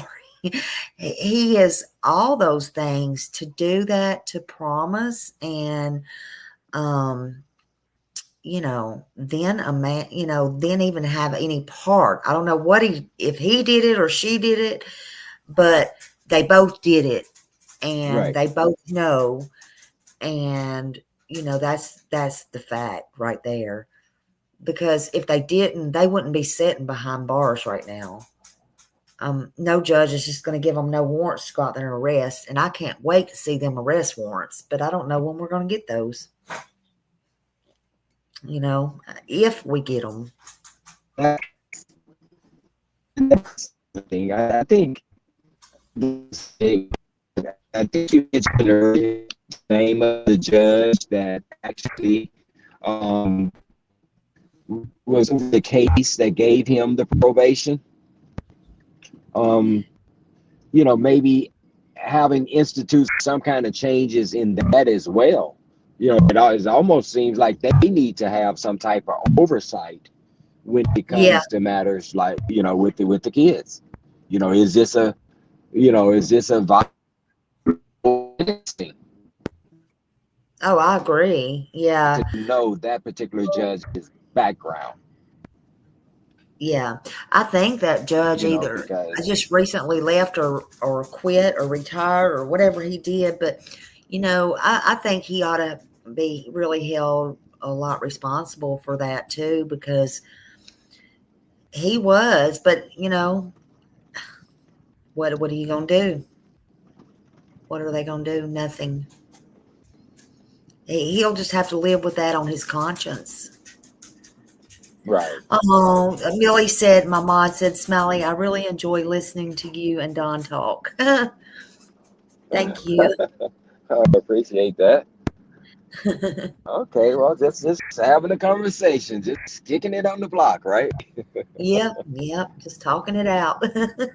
Yeah. Just talking it out. Because this will definitely go into 2026, Yeah, before maybe see a trial, unless they ask for a speedy trial. yeah. I'm kind of wondering if Jake definitely will ask for a speedy trial because he just probably wants to go ahead and get it over with. And once he faces reality and realizes he's not going to, but they only got like 90 days to do that, don't they? Um, is it 90 days? Yeah. I It, think it might be 90 days. You have 90 days. Their lawyers should tell them though. They can't just keep that from them. Their attorneys have to tell them. I know some places it's 90 days. and see, I that's another thing. What if he wants a speedy trial and she doesn't want a speedy trial? Do they end up having to sever to two separate trials? Yeah, that's what I'm wondering too, because it's going to be a conflict. That would be up to the judge, I guess. you know, that would be up to the Um, judge. I don't know if they would. I don't know because you don't always get what you want when you're in jail anyway. So oh I don't know if no, they would no. or not, you know. Well, But like someone, I didn't see the name, but just like someone said in the chat, the investigators probably, really grilling them, especially her, with questions or, question them every day until eventually, you know, may be able to get them to get her to say something yeah. Oh, without even, just little bits and pieces of information. did anybody else, or was it just me? Did y'all see the glasses that somebody put up on the Facebook group? One of them, I'm sure that it's all over the place now. And it's the way Jake's glasses is. I don't know if I have that picture right in front of me or not, but oh my God. They're trying to say, and I looked it up, it could be possible. I think, Millie, I think I sent it to you. They're trying to say that these glasses could be have cameras in them. And I looked it up and you can literally play games and stuff and you can get them. Yes. Oh yes, I did. Okay. Are they you mean the Google glasses? I think, is Um it Google or is it, who makes those? no, look, it's in the frame. I'm gonna show y'all. Hold on a minute. This girl, well, let me tell you what she Who said makes those first. She said, glasses? uh, random question. I was wondering about the glasses Jake is wearing. They don't look like normal glasses. I mean, mine damn sure don't look like that. And, I mean, again, that don't make it real. But I just want y'all to know this is just conversation. But check this out. Well, hold on. I don't know if you can or not. Okay. So if you take this picture right here, Okay. Let's see. oh, Oh, whoa. you see No, that? okay, but on the front side of the glasses, if they were the ones with the camera, there's a Yeah. little lens on the front of the camera. I mean, on the front of the glasses. Okay. So it's not. Let me see if I can. There's a sensor. There would be a sensor on the front. The ones that I'm referring to, I want to say it's Google or Yahoo or someone makes the glasses like that. I saw them in a Best Buy. I know So Best there's Buy the has. front. Yeah, Yeah. like on the right side, there would be a little small camera that's supposed to turn red, or sensor that's supposed Oh, to turn okay. red when it's recording. That was just so weird because I was like, man, now they got that out there. And then I'm like, if you look it up, people was looking it up and stuff too. And then I looked it up and I forgot who all had them, but it's like that would be weird if somebody tried some crap like that. Wow. Well, I know on the other side of the freeway Yeah, is the Cabazon outlets. yeah, And they have Sunglass Huts, they have Oakley's, they have Versace, they have a lot of eyeglass wear stores over there at that outlet. yeah. I think Versace was one of them, and then I forgot who the other one was, but man, I was just like, I don't know, but but yeah, I knew that was probably just crazy stuff. But that was right before I went on. I'm like, something you said, I'm like, let me show them this because that is crazy. I mean, what if? Oh my gosh. I mean, yeah, and for what purpose? And for Yeah, what purpose? exactly. Exactly. Yeah. Because, I mean, why would you want to do that? You only go to court. I mean, sure, maybe in court, but it's not going to help you. It's not going to help you at all. Even if you See, ever appeal or anything, it's not going to help you. Then you're going to get in right, trouble. I mean, you're the right. one going to be in trouble because you bring it in contraband. Yeah, I would say that if he has those glasses and he's in the jail now, I don't think that they would allow that if it had the camera in it. Yeah, I'm just saying, like, I think they thought that he was secretly doing it or something. Oh my goodness. Oh my God, some of this stuff, I am telling you, you just don't know. Wow. I wonder, since her bruise is still there, I Oh, wonder what she was hit with. Was it a fist or was it, Jesus Christ, that bruise has been there a long time now. it's still there? It's still there. It's going away, but it is still there. Just, vaguely, but it's still there. Um, Wow, so I was that's just like, I think they're gonna pull the card, the victim card, or the, what do you call it, this abuse card, and I'm anxious to see. I think they're gonna go in that direction with her. Again, I don't know what they're gonna do with Jake. I don't even know what direction they could even go in with him, unless I haven't heard anything about they have Jake's blood though. I've only heard, and again, I can't wait to see how good my people are. But again, I only like to tell the truth, so I don't feel comfortable even doing that. But I do, I mean, if it, I believe them. They've been right so far, but okay. you know, I have not heard anything. Maybe it's just they're keeping that close to the vest. I haven't heard anything about Jake's blood. I've only heard about Rebecca's blood and the baby's blood. So I don't know. What You are know, they and going to take? the other thing is a lot of the thumbnails that I've been seeing, Hmm. um, yeah, okay, like the thumbnail that you have up tonight, Yeah, is that is that an actual picture or is that AI? yeah. That's an actual picture of her today. That's Okay. where somebody, I don't know who got that, but somebody had got that of her turn. Even the camera, or even the one lady that come out when she was reporting today, said we vaguely got the side of her face.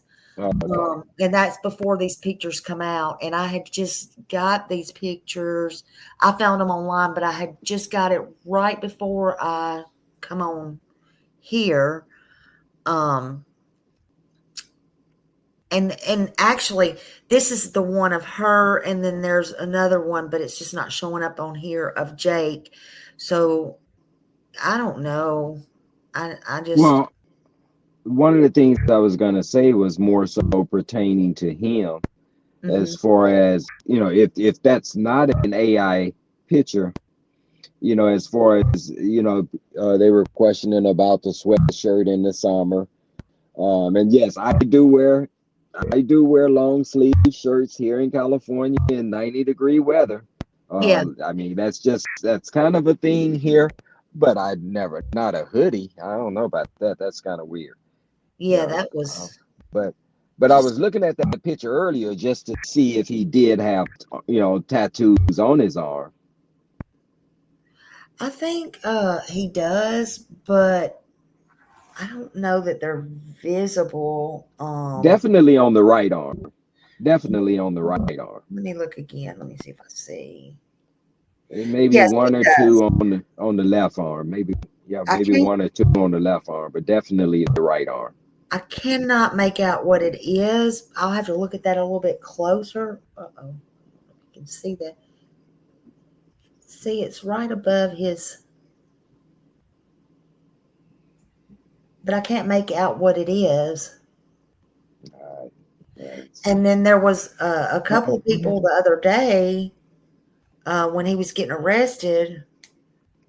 Let me see. I think he's got one on his upper arm too, but I can't make out what it is. I'm gonna have to get a better photo of him. It's right below his sleeve. Oh, wait a minute. Hold on a minute. Is that a? Am I wrong? I don't know if that's a. Here, I'm gonna turn it back on and let you Yeah, see. there is one. Up here on up here on his arm, like up on the upper arm up here, right at his Right. sleeve.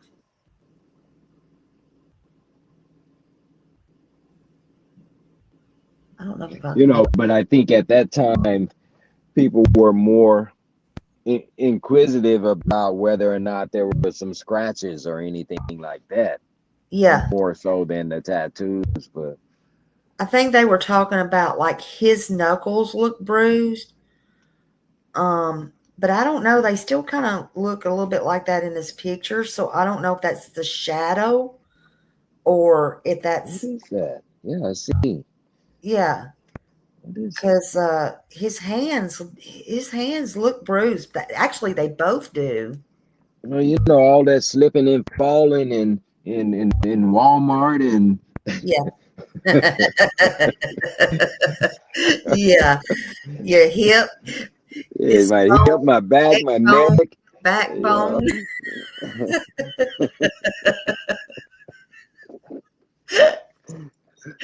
Hey, they should be rich. They should have money buried on that property somewhere under. People used to take Tupperware and bury their money.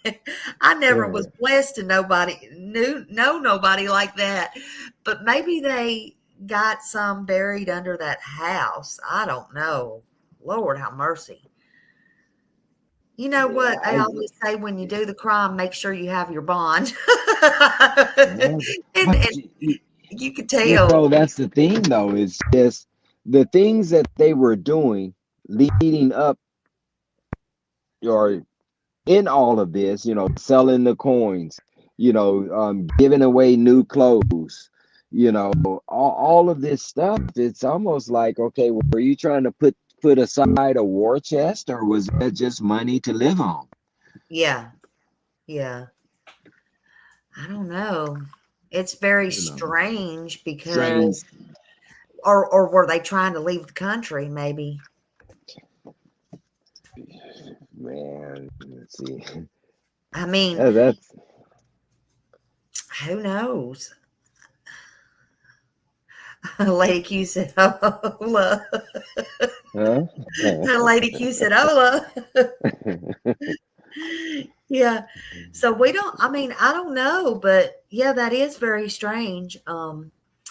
They might have been stacking up on their money, but they might have been preparing in case he went to jail. I don't think she ever thought she would go to jail, but they probably was putting up money because he already had a court date and Right. he was going to get revoked. They didn't think it had It's, nothing to, you know what? Maybe that's why they made up this story about Emmanuel because he was going to court for the being revoked and thought people would sorry for him, give him money. Um, they probably started watching stuff, see how to do stuff. But honey, she watched the wrong movie or the wrong YouTube page or the wrong story when she said, Ola hit me upside the head. I'm just yeah. Well, that's another thing as far as the what do they call them? The GoFundMe's, the yes. GoFundMe accounts. In so many situations in the past, there had been GoFundMe accounts, and I think one day you were mentioning about a GoFundMe account in the name of John Yeah. Harrow, but um, couldn't find any trace of who that actually was. Um, you There's know, and another one that's still up. Um, it's I can't remember, but it had like 11. Did it have $11,000 in it? Did you see that one? I saw one when it was about I want to say it was three or four. It could be the same one. Yeah. But it was about three or four when I saw. I tell Um, you what, I but just I hope. believe that was right around the day that they got arrested, or the day after they got arrested. Yeah. Um, I but just hope and nobody. I don't know. I guess that's another thing to look at is how do those actually work, and just anybody can put up a GoFundMe. It Yeah, seemed they're like, not supposed to put it up for like attorneys and stuff like that. So I guess it's all in how you word it. Um, anybody can do it, or they can do it for somebody can do it for you. A lot of people do it for, sickness, funerals, to help get by, or whatever, as long as they're honest and stuff like that. People, it's their money. If they want to give it, some people give it and know it's fraudulent or whatever. I mean, I've seen hell, people do that here on YouTube, and it's so stupid. It's like, why do you give in to this? But hey, smiling ain't gonna tell them nothing. I mean, just the drama, and they want to be part of, I guess, or I don't know but why. that's the thing. That's the thing that you have within a system like that that's unregulated and nobody's really checking it. You get more scammers, or grifters participating in it than you actually do people that really do need that money. Exactly. And unless somebody's turning that in, they can't get it pulled down because they're not watching it. They're not really watching it or anything. So, you know, it has to be reported for them to take it down, you know. Um, but it's real. You just go sign up. As far as I know, you just go sign up for the GoFundMe. You put your little story up there, whatever. What is your problem? And voila. Now, I think, if I'm not I don't know how much they take of it, but they do take a little portion of it. And let me see if I can find out. Oh, and see right there, That's where they get their money. Yeah. because they get kickback. Are they really concerned and in tune and regulating it? Yeah. Yeah. Let's see how much. Man, if that's the case, I'm gonna find me one of those country western songs and put my sob story up. Right. my, Make my it sad. dog left me. I can't find my shoes. Yeah, exactly. I've tried. I've tried to get me some new eyebrows, but nobody will go for it. Just a couple of eyebrow pencils, something. Okay, so according to this, it takes, they deduct, oh, okay, so they deduct 30 cents per donation, 2.9%. 2.9. Okay. Yeah. So like so if you get $100, let's see, it says they keep $3.20 and you receive $96.80. Oh, So they not making a lot of money. yeah, so they're making, I mean, God only knows what. And some people, they put their goal up or whatever, they exceed that, because you can't, I mean, people don't know what Wait others a minute. do. So Wait a minute. If they're making $3 on 100, they're not making money. They're just providing a place for, like we were saying before, for people to potentially grift and scam. yeah, Because and $3 on 100 is nothing. yeah, but okay, so but what about if the person had like $20,000 though in one pop? Then they would be making a little bit of money. Do you know? Okay, so is this? What do you call it? GoFundMe? Is that Yeah. something only pertaining to United States, or is it a worldwide thing, or anyone anywhere could um I put up an account? I think anybody can, as far as I Hmm. know, anybody can do that. Hmm. Um, let's see. Let me see. Uh,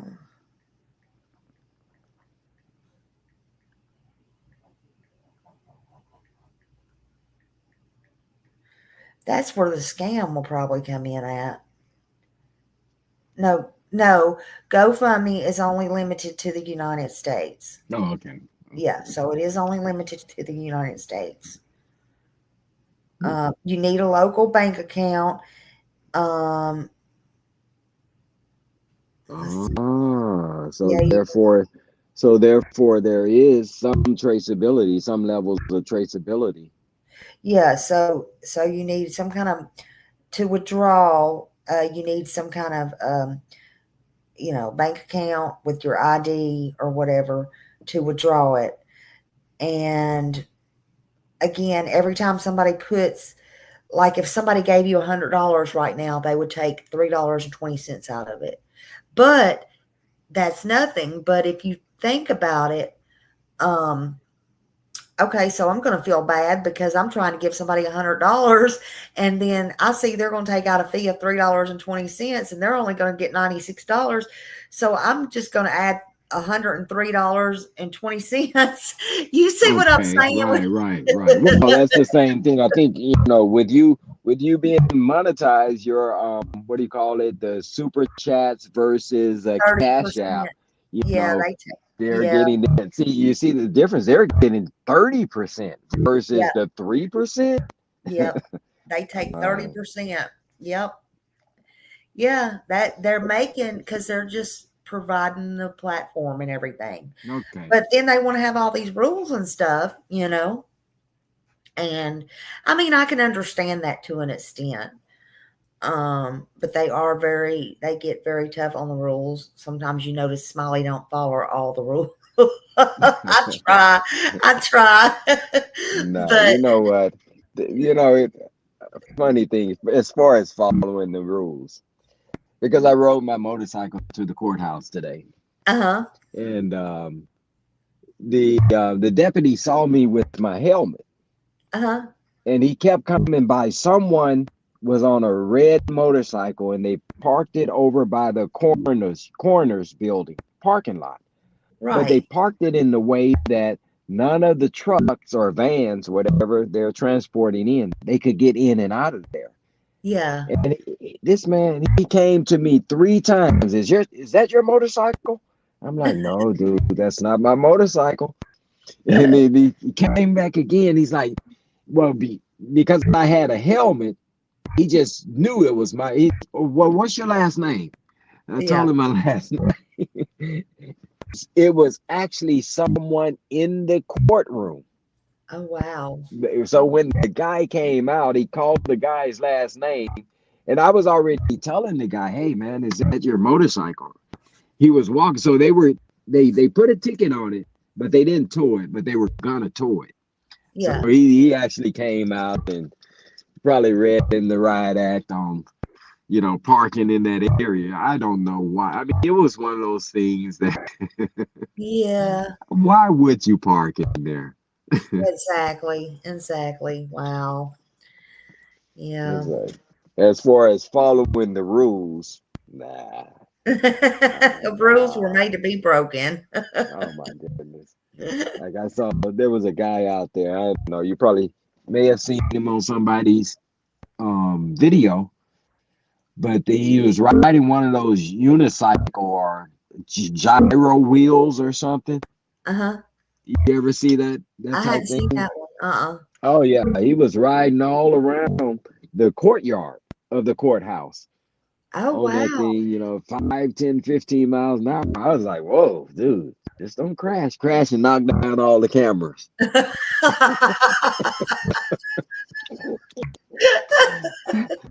Oh my gosh. Yeah, we would have got a real show. I'm sure somebody. I think most of the people that I saw there today were TikTokers. Yeah. Yeah, I Yeah. hadn't got a chance to go through all of it or anything yet, just scan it here and there. But I had a hard time when I first come on today. I'm like, Lord have mercy, I am all over the place. I'm like, I got to go give them some kind of good live tonight. So I'm really glad you come up. Uh, but yeah, I don't know what they're going to do. But the 17th is when I expect that a lot of stuff will come out, and they'll start um, suppressing or trying to get evidence thrown out, or whatever you want to call it. But I think that's the day we'll know a lot. I think we'll know a lot more than we know now. I'm anxious to find out um, what drew them to the conclusion, um, with no medical examiner, this, that, and the other, certain things and stuff like that. But hey, they're the professionals, right? I wish they could find, Yeah. you know.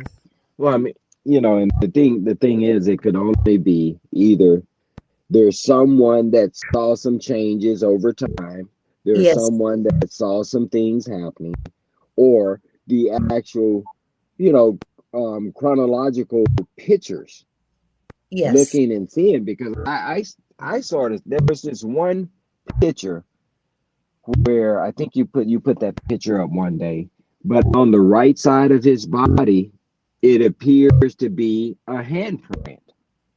And some people are saying that possibly is shadows, but that looks like a handprint. yeah. And there wasn't, well, I mean, we don't know what they had in the house or not, but I was told, I heard, let me just put it like that. I Hmm. heard that they had took, when the police went in there, they didn't have any pictures or any of the stuff. I mean, because it was gone. Now we were just thinking that it was clothes in the dumpster and stuff, but they say there wasn't, allegedly, nothing in there as The far as, last time they went in, the last time after the arrest. yes, yeah. Okay. So I don't know.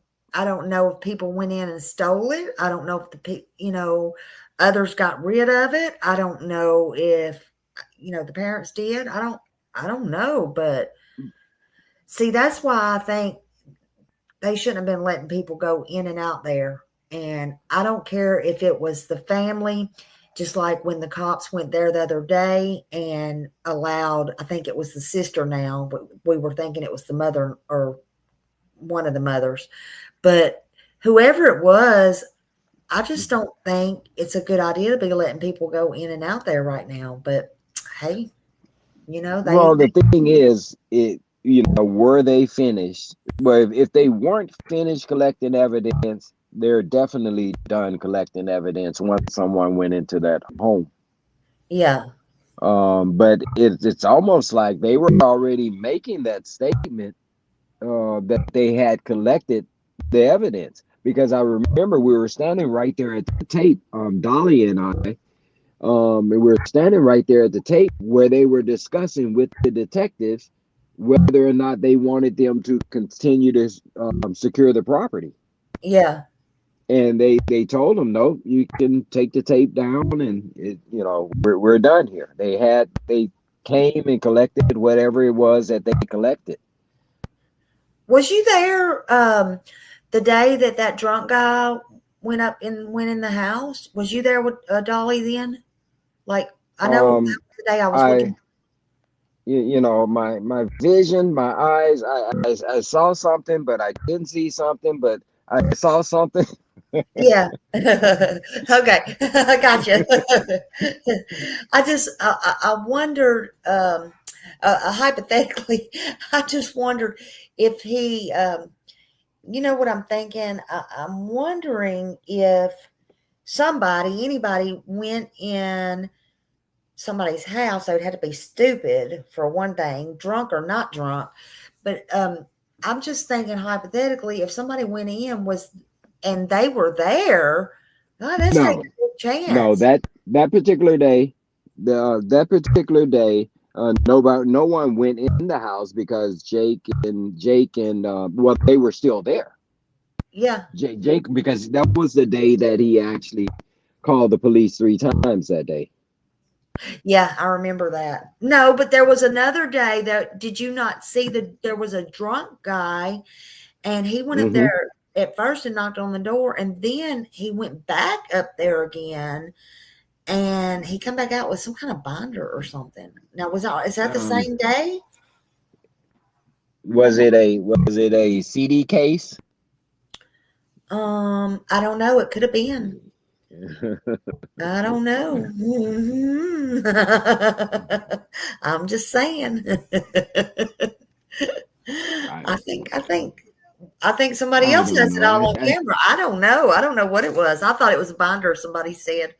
I don't know. There's just so many things, and things like that. I understand, um, people wanting to be there to be supportive, but Yeah. just like they're saying, I mean, it is and was a crime scene, but to what I was saying earlier, at that point,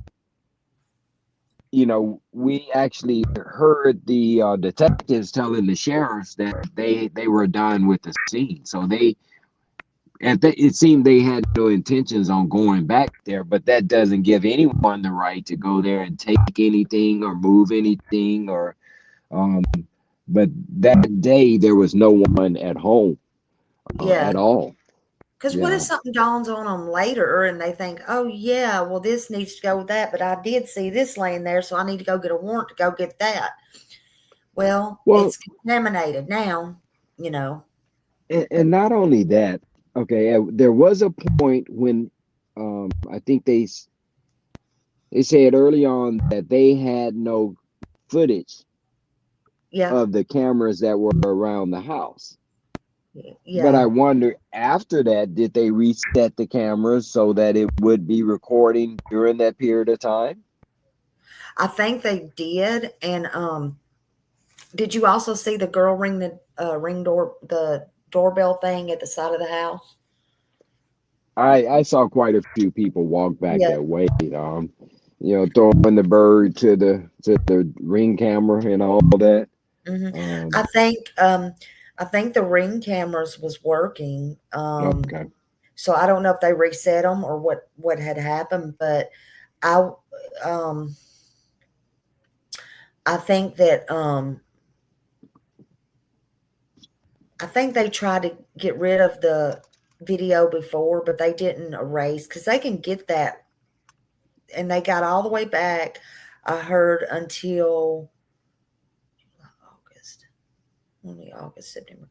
Well, anyway, all the way back until the 28th, I believe, and that's as far back as they could get. But now they're saying that, you know, evidently they saw, uh, I'm sorry, Emmanuel. They saw him on the 5th, and they know he was alive on the 5th. And there had to be some reason that that DA gave that date from the 5th to the 14th. Well, I believe the fifth was that day, and I don't know when I saw it, but it was early on, um, when people were posting pictures, whether it was a pictures coming from the grandmother or whether it was pictures coming from the sister.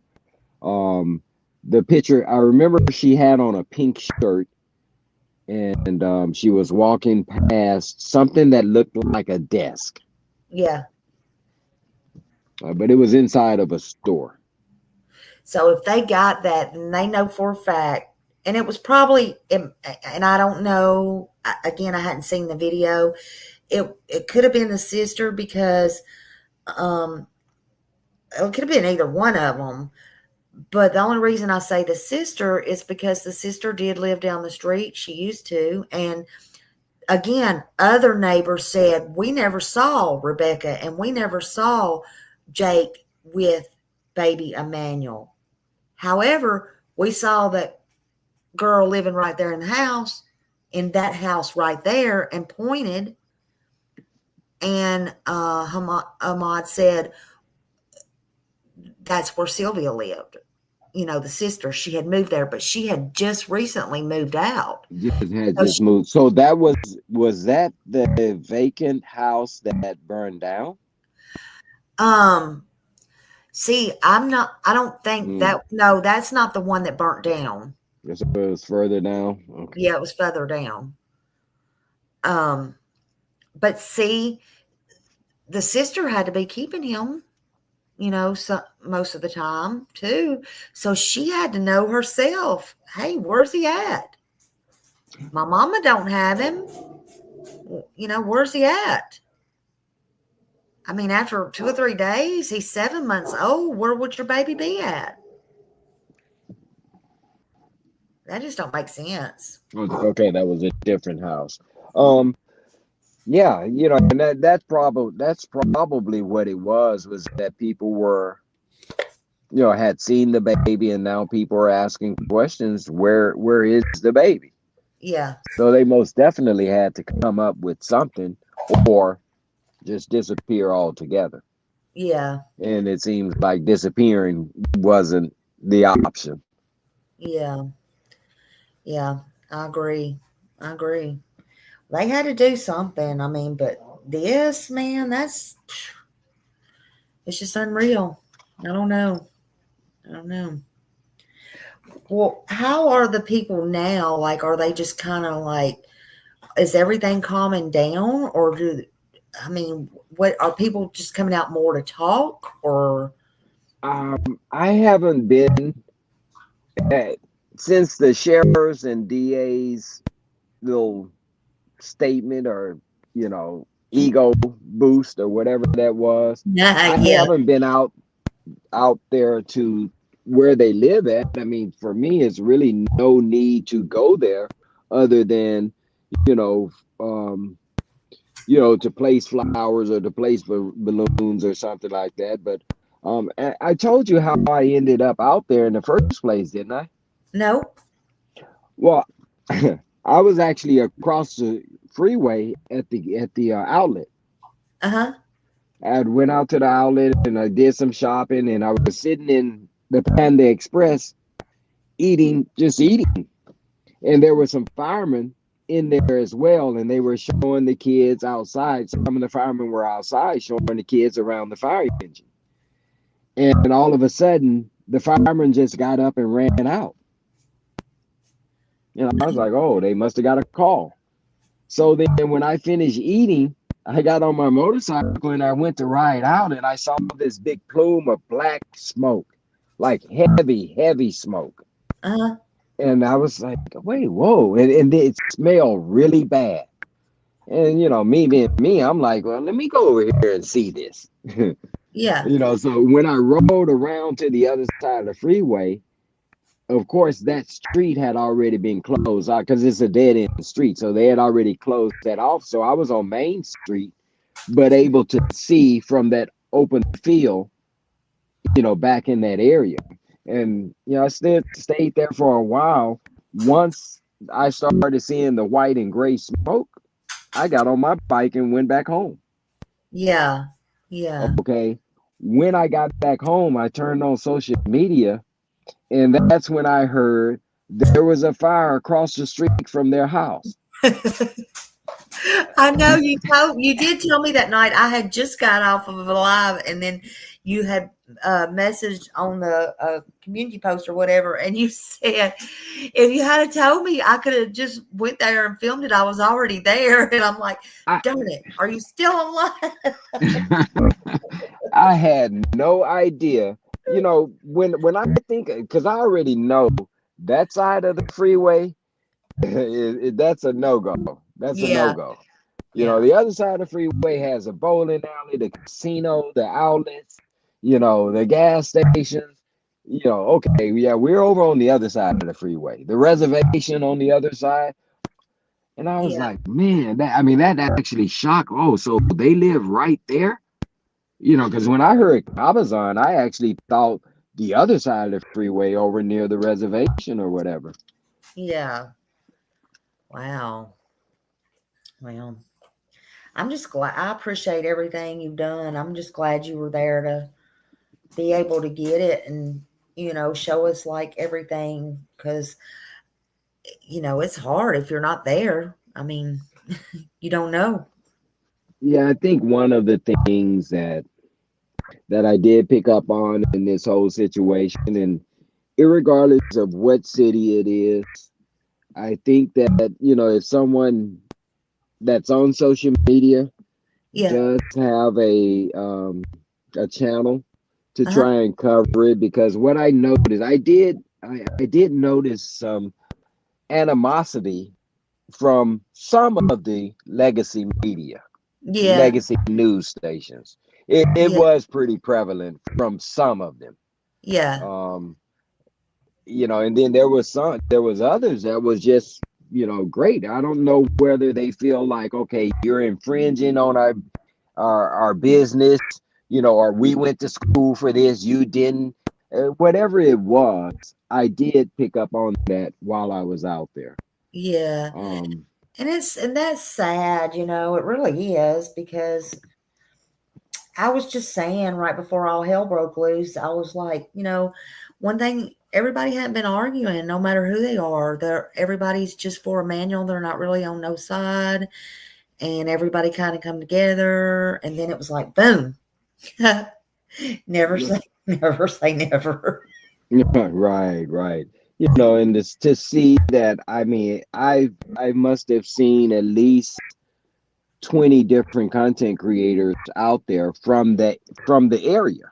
Yeah. And then there's really one or two that I'd been seeing for years, had no idea they were in the area. Yeah. So I would say for anyone in any wherever something happens at, usually you're going to be there first before the news stations get there. Yeah. We could tell that today.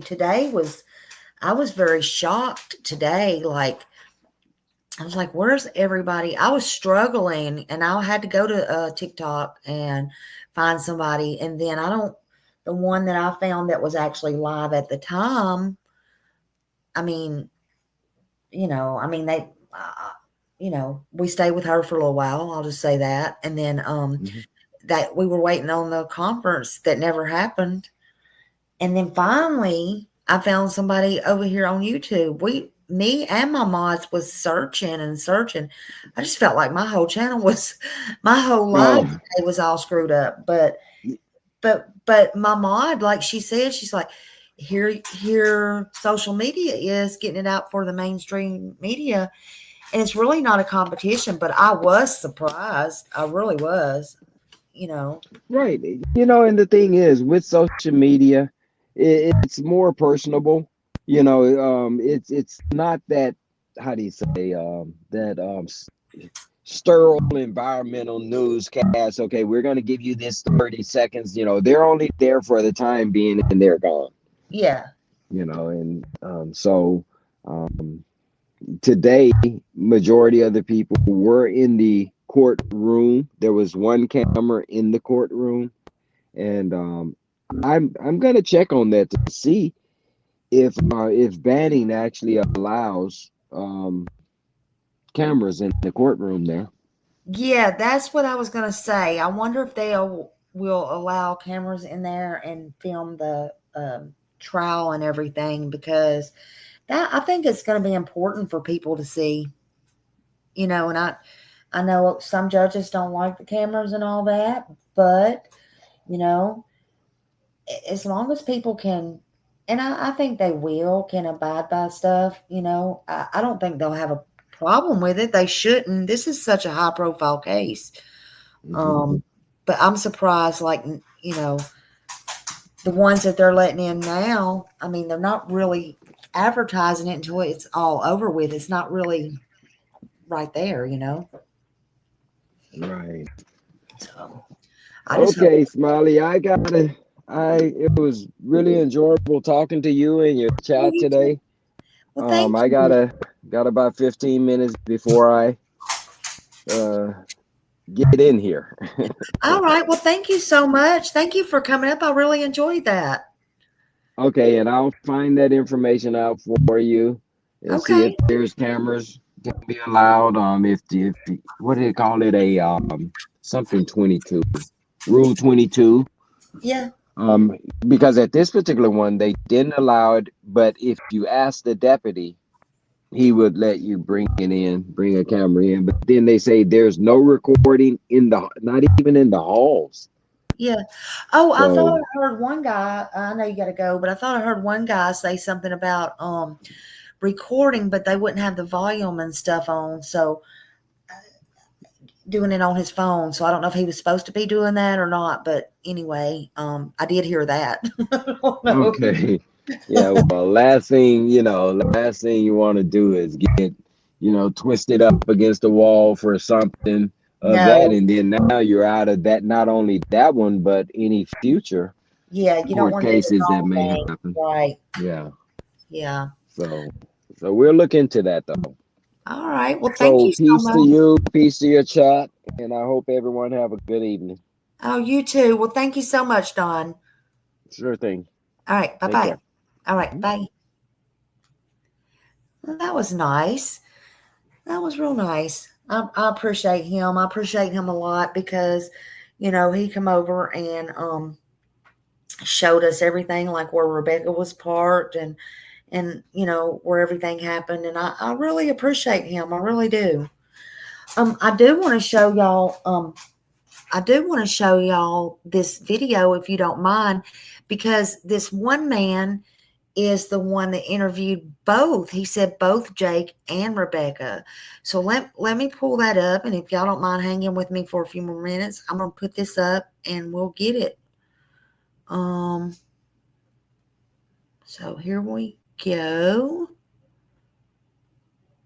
And this is Law and Crime. We always love Law and Crime. Were arraigned on charges they killed their 7-month-old son, Emmanuel, after prolonged abuse. I say back in front of the cameras because this was the first time the Haros were in front of the media per KABC. Got him out of the car seat and I laid him down and so I could get his diapers ready. And somebody said, "Hola," and that's all I remember. Whoever took our son, please give him back. What they said today in court about being accused of their son's murder with his body still missing. We're on the case presented by Law and Crime. I'm Chris Stewart.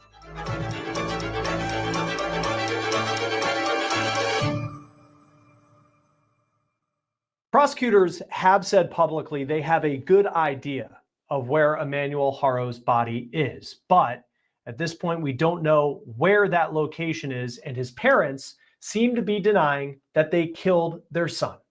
Jake and RebeccaHaro were back in court today. Prosecutors believe they know exactly what happened to their young boy. This is video of the Haros in court today for their arraignment. They sat reportedly on different sides of the courtroom, didn't really look at each other, but they were arraigned together in the same hearing with separate attorneys. Their court appearance, though, it was brief. Again, they didn't even really look at each other. They didn't really say much, but they entered their pleas to these charges, and they both have pleaded not guilty. The Haros are facing charges of murder as well as a felony charge of filing a false report. Heading into today, they were being held on $1 million bond, and that is still what they're being held on right now. The Haros have pushed back on the allegations that they killed their son and that Emmanuel was the victim of prolonged abuse, which is what prosecutors have been saying. Both Jake and RebeccaHaro spoke from jail to Brian Rokos of Southern California News Group. He was in court today for this hearing this morning, and he will join me in just a moment to talk about that. Now, prosecutors believe that Emmanuel Haro died sometime between August 5th and August 14th. They say the 5th was the last time that they can confirm that Emmanuel Haro was seen alive. It was on the 14th, though, that the mom, RebeccaHaro, called 911 from the parking lot of a Southern California sporting goods store in a strip mall, claiming that she had been changing Emmanuel in her car when a man came up behind her and said, quote, "Hola," and then she says she was hit so hard she was knocked out. When she came to, Emmanuel was gone. Here's what she told multiple local television stations in the hours after she made that claim. This is per KABC. Got him out of the car seat and I laid him down and so I could get his diapers ready. And somebody said, "Hola," and that's all I remember. Law enforcement said they quickly found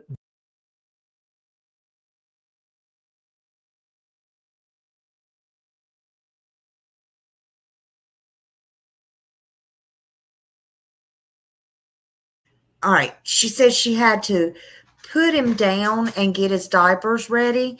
But if y'all remember, she was changing his diaper, and then there was a car seat there.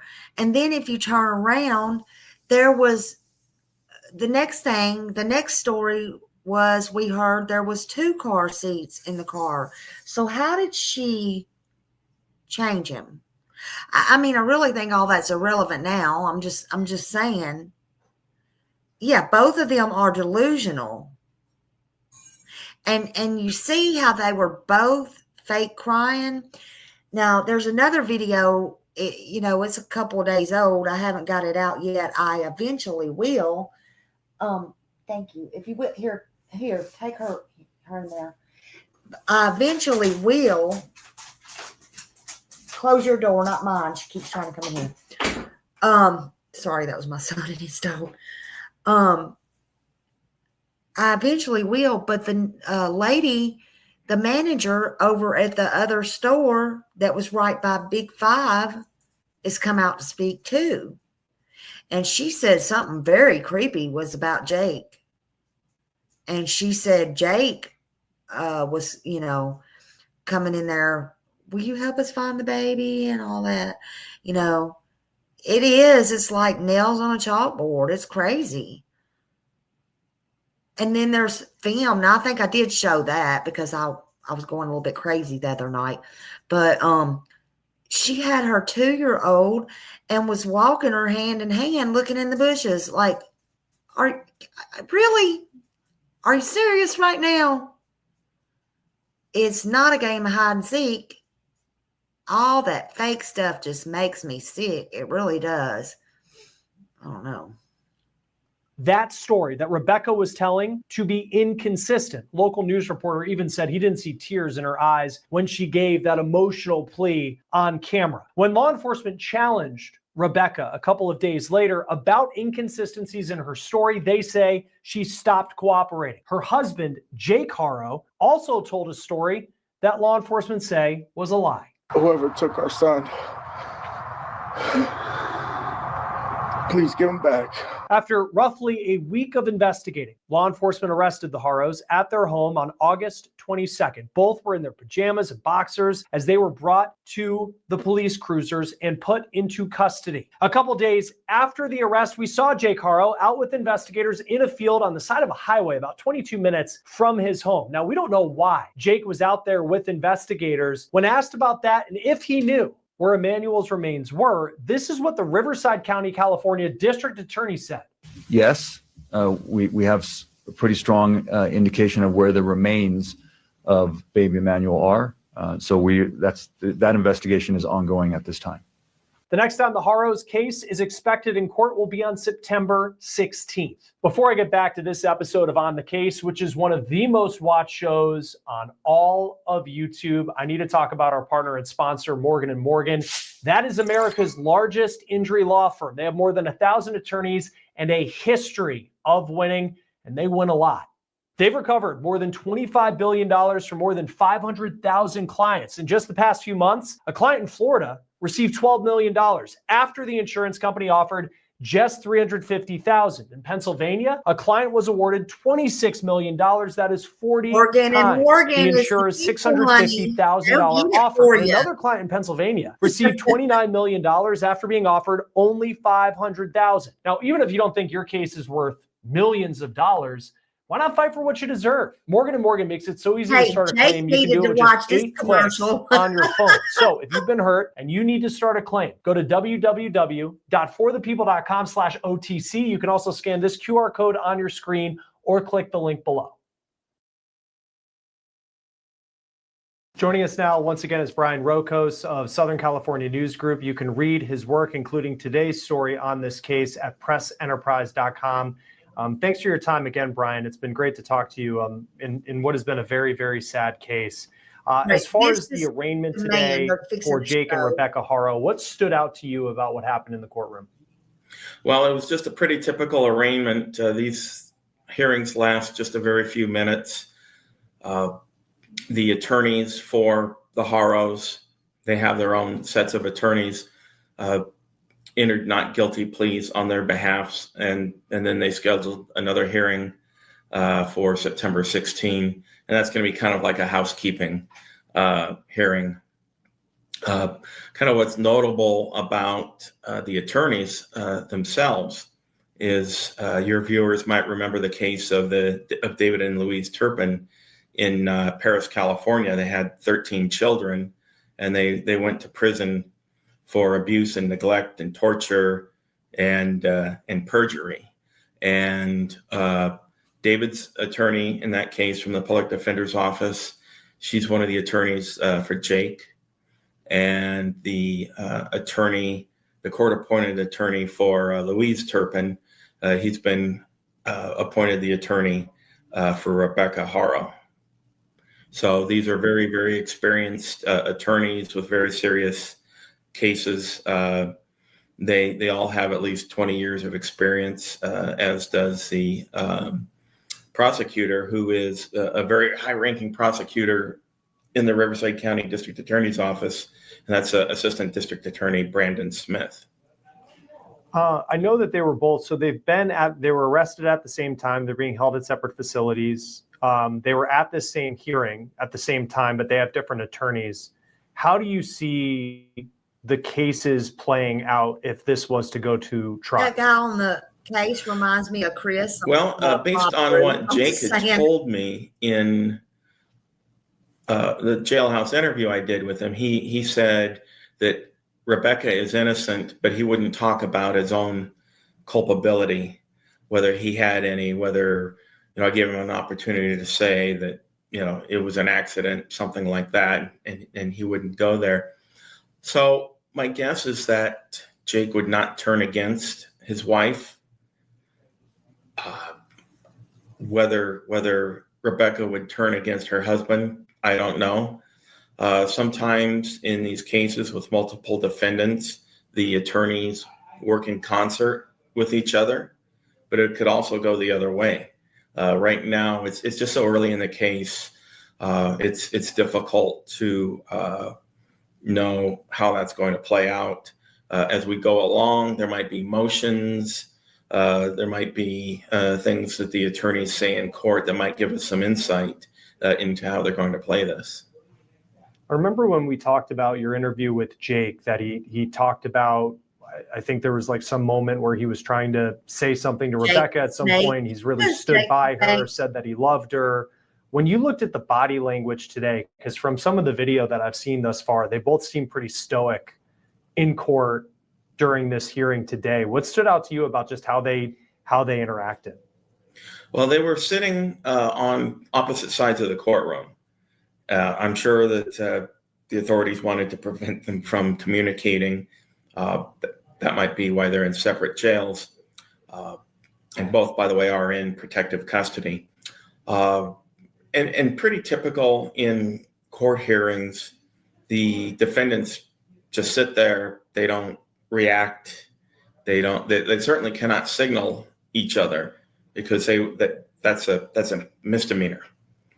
So they just sat there, but basically, and I mean, this was a very short hearing. I bet it lasted 3-4 minutes. Jake did sit there with his arms folded.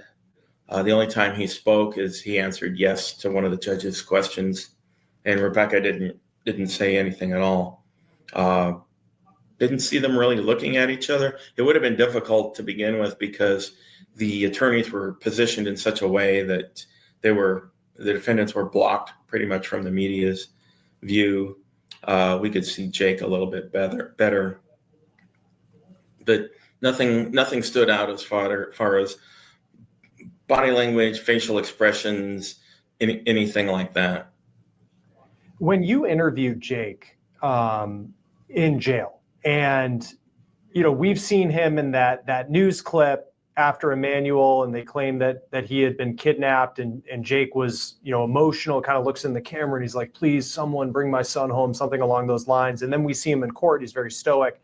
Like, how would you characterize just how he is to talk to, like the mannerisms, and who he is when you actually, and I think of not just you, but also detectives who have sat down with him trying to figure out what exactly happened to this boy. He did seem a little overwhelmed by the circumstances when I talked to him. He didn't break down, but he was constantly wiping sweat from his face.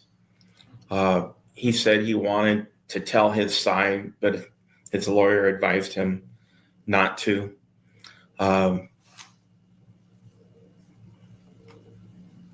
he wasn't defiant. He wasn't sad. He didn't act like he was worried or not worried, but just he seemed sweaty and overwhelmed. And he said, I said, what would you say to Emmanuel if you could? And he said, "I love you, buddy." What was that like for you when because you go into these interviews, I mean, you don't really know what to expect. And, Right. And then after all of this, and this was also after we had seen him out in the field, on the side of the highway, and we don't know what he's told, detectives, and as far as prosecutors have said, like, he hasn't confessed or anything like that. But even in that moment where he says, "I love you, buddy," what was going through your mind when you heard that? That he was just thinking of something to say. Because I didn't seem calculated, but he probably at that point in the interview when he said that Rebecca is innocent and that he didn't want to talk about his role, I mean, it was kind of clear that something happened. And he didn't say that Emmanuel was kidnapped. And so at that point, I really wonder, I try not to make judgments about guilt or innocence, but when he's saying, "I love you, buddy," it kind of rang a little hollow, just because what he had told me earlier, that it made it sound like something happened. Maybe it was something he said out of regret. No, they do. Again, he and Rebecca are both presumed innocent. So, who knows? This might take a turn we're not expecting. But as far as what it was like, I mean, when you're in a jail, those aren't friendly places. I spoke pretty much face to face with Rebecca with plastic plexiglass in front of us. Jake was a little different. We were in different buildings, and it was a video hookup like we're doing here. But jails are cold and lonely places, and I don't like spending any time in them more than I need to. And I'm glad I get to leave, when I want. And you prepare for the interview. You have some questions that you think you'd like to ask. You're always mindful that you might have to pivot if it goes in a different direction. And so it's kind of intense a little bit, because you're constantly thinking, okay, he said this, now what should I say? And how much weight do I give to it? And where do I go from here? And you want to keep them talking, so you don't go in guns a-blazing, saying, did you kill Emmanuel? Because you don't want him to shut you down. So it's just right. It's strange and intense, and you don't know what's going to happen, like you said, and you don't know. I've been lied to. I've received confessions, so I just kind of write what I hear and let things play out and let people decide for themselves what they think of what the defendants say. When Jake Haro, people started looking into his past once his name, and he put the name in the news. He was the one who was on TV himself looking into the camera and saying that. So, Exactly. He clearly if they're guilty of what they're accused of, they definitely brought it upon themselves. But at the same time, they were the ones who went on TV. And then once people start diving into Jake Haro's past and they see the child cruelty conviction, but then they also see the sentence or lack thereof that he got. He was on probation.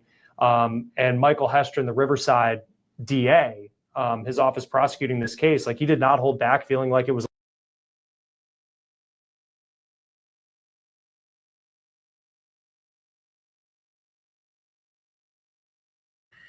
See, I'm just thinking, I should have got to the part about Jake. But anyway,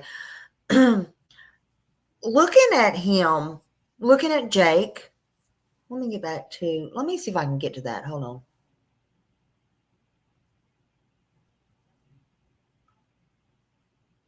Okay. All right, let's bring it right there. All right. So looking at Jake, does he look, I'm just wondering, does he look like, if you didn't know what you know, and you didn't know about Promise, and he was just your neighbor, does he look like he would harm children? I mean, I've seen worse, and that's where judgment comes in, I guess.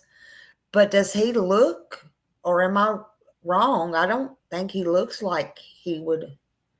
I wouldn't think anything about it, honestly. I don't see nothing off. Yeah, I don't see nothing off about him. If you go through them sites where they have to, register, or you go through the mug shots of where they've unalived children, and stuff like that. Compared to all that, Jake, yeah, he does. He looks just like a normal person. And he's 31. So y'all, we just don't never know anybody. We never know anybody. Oh, so okay. Again, that was a good point. When I seen the way he held her hand, all I thought was he's very controlling. I was wondering about that. Are you talking about the day before they got arrested, when they come out of the place and the mother was with them or something, and the mother walked in the very back of them? Because I was like, that's kind of, yeah, that was strange the way they were holding hands. Not that they were holding hands, the way they were holding hands.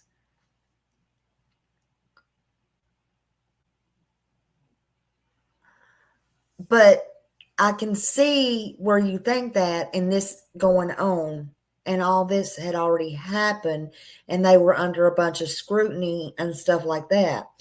But if he was my neighbor, or he worked at the Dollar General down the street or something like that, I would not. By the way, did I ever tell Candace I have a Dollar General down the street? I'm just wondering. Never mind. Let me get back on track. I would just think he was a normal Joe Blow. Just a normal Joe Blow. Just asking. What the defendants say. When Jake Haro, people started looking into his past once his name, and he put the name in the news. He was the one who was on TV himself looking into the camera and saying that. So, exactly. He clearly if they're guilty of what they're accused of, they definitely brought it upon themselves. But at the same time, they were the ones who went on TV. And then once people start diving into Jake Haro's past and they see the child cruelty conviction, but then they also see the sentence or lack thereof that he got. He was on probation. And Michael Hestron, the Riverside DA, his office prosecuting this case, like, he did not hold back, feeling like it was a light sentence, that Jake Haro got off, got a big break. And since that news conference, just what is because I see the buzz on social media and I'm not there, but for you being in Riverside County and covering that area, what's the buzz been and the fallout about that previous case that Jake Haro was involved in?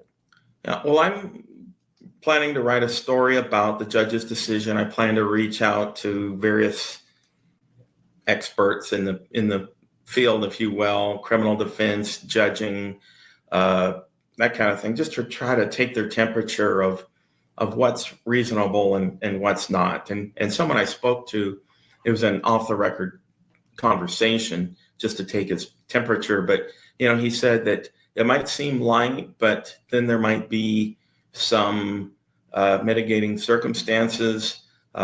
Jake didn't have much of a criminal record. And, there's pressure on judges to keep people out of prison in California. And maybe the judge said, well, here's a chance to give a guy a break. And, maybe he seems sincere. And so we'll send him to a child batterers 52-week program. and hopefully that will help prevent him from I like your reoffending picture, again. J. Marie. But the Riverside County Sheriff, Chad Bianco, told me that he considers Jake to be what he called an experienced child abuser. So the sheriff said that Jake knows what to say, knows what questions are going to be asked, knows what's going to be said in court, and knows how to game the system, to his advantage. One thing that's in our story today that's kind of interesting is when you go to like one of these DUI offenders programs or domestic violence offenders programs, they file with the court a report, like a report card at the end of the class. And these were 52 classes over a year, and the counselor.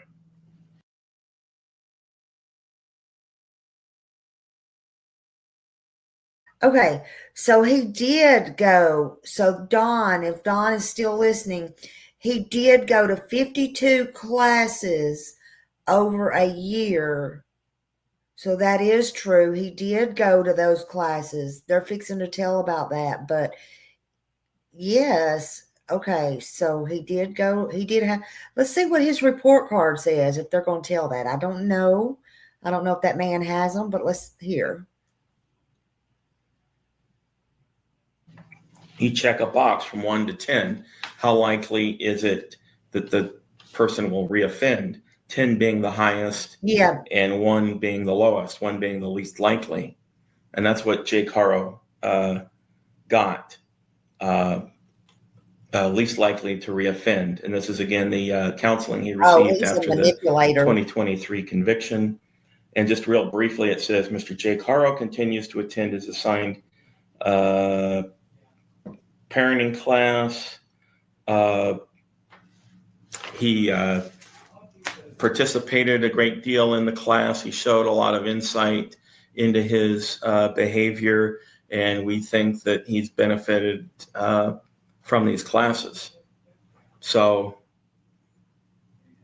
did he BS the counselors, or Yes. was this true? That he, really gained some And insight. Think, and again, he hasn't been convicted of I still think it's in the Emanuel case, but you read something like this, and then you see the charges against him, and you wonder, did he BS these counselors? And I did reach out to the counseling program, and they haven't responded.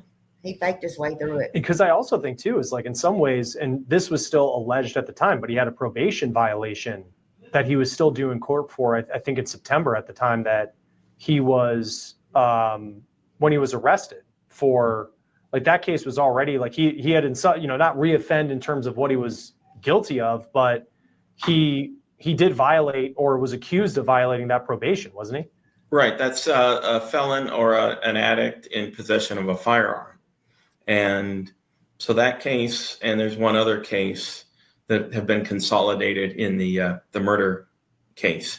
And so his attorneys in the Emanuel case are representing him on those other cases. So yes, he's absolutely going to have to deal with that other charge, the firearm charge, the probation violation. But of course, those are small potatoes compared to what he's facing now. Are you hearing anything more? Because the other part of the news conference that was just kind of this ominous way to answer a question is when the DA was asked if he knew where Emanuel's remains were, and he said he has a pretty good idea, but wouldn't really go any deeper into that.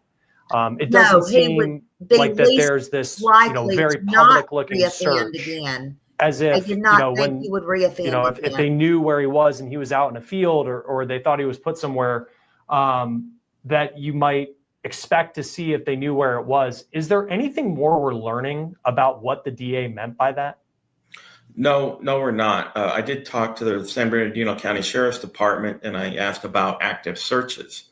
And they said, we will search on foot when we get leads that prompt us to go in a certain direction. So they're definitely not out turning over rocks and You know things like what? that They in have to random be by places. now. But It makes no sense. what They would. Mike Hestron meant by we know the general location, I don't really know, because if they had been, so they went out to this area, that brushy hillside area, and you would assume that when he's talking about we think we know where he is, he would be talking about that, because that is apparently where Jake Haro led them, or they had reason to believe that Emmanuel might be there. And what's odd is if they really thought he was there, I think how come they we're have not to hearing go in about them digging person. up the That's the whole way I took it. hillside? I might be I wrong. mean, that's just not happening. So it's a puzzle as to exactly what's going on with that aspect of the investigation. Yeah, it just seems it was an interesting way to answer the question where they clearly believe that they have the evidence that shows this pattern of abuse they say happened that eventually ended Emmanuel's life, but then it's just kind of this, where are the remains? And we'll see, as the more information comes out, if discovery, it gets to the point in a trial phase, we'll see how it all plays out. And final question, Brian, and this is kind of on the spot, but just, I was thinking with like the Turpin case, and that was very high profile in Riverside County. I mean, that was a horrific case of neglect and abuse. And what do you remember about how that DA's office prosecuted that case, as far as what people could expect with how the Riverside County District Attorney could prosecute this one? Well, they filed 88 charges against David and Louise Turpin, and eventually wound up essentially doing a plea deal with 14 counts. And as it was put to me, it was essentially one for each of the 13 children. They, it was a difficult prosecution for them because the victims were very cognitively impaired, and Mike Hestron said he was willing to put them on the stand if he had to, but I don't think he really wanted to. And so I'm sure that they were very interested in getting a plea deal done. I mean, no one said that to me, but given the circumstances and what they had to work with as far as witnesses, I think that was a pretty predictable outcome. The Emmanuel case,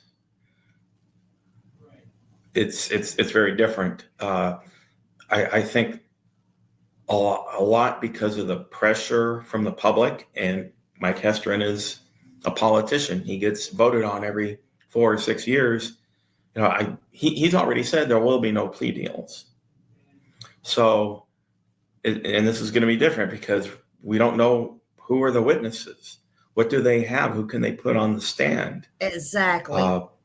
They are determined to go through with this. Hestron personally prosecuted successfully a bodiless case last year, but he had a lot of circumstantial evidence in that. He had incriminating text messages. He had surveillance images. And so far, we don't know what they have. We had requested the affidavits written to get the arrest warrant and the search warrants, and those have been denied by the district attorney's office and the sheriff's department, citing the ongoing investigation. So they do have to lay out their cases in those documents, and so I'm sure they're going to hold on to that as long as they can. But obviously, they are required to turn everything over to the defense attorneys, just not the you and me public. Because there's just so much in many stories these days, especially national stories, and when you have bloggers who are following it, these reports. I don't want to hear no more about. I don't know what he's going to say, but I don't want to hear no more about social media. I'm just saying. But that's Law and Crime. I love Law and Crime. They got good stories over there. They got a lot of good things. When I get time, I always like to go over there and kind of look around a little bit. But I do like them.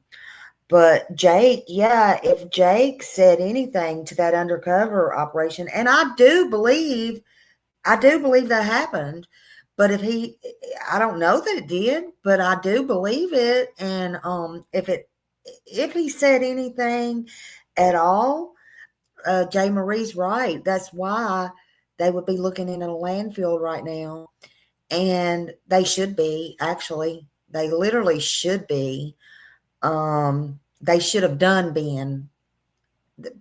But that may be why they said they had a general idea. And that may be what's taken so long as well, because they don't want anybody there or to know. But I don't know. I don't know. But if Jake said anything to them undercover people, even if he took it back, it can still be used. It can still be used against him. Just saying, And who are the witnesses? I'll be glad to see that. Was it any neighbors? Maybe they saw abuse. Did they get subpoenas for the family members, the neighbors, the ex-husband? All that. They can and they will use all the circumstantial evidence that they can get, and circumstantial includes just suspicious behavior. Well, there's no problem of that here. Lies. Well, we know they got lies because they lied to the cops, and then that charge was thrown on them, after the fact. So that's already going against them. That's already going against them, in my opinion.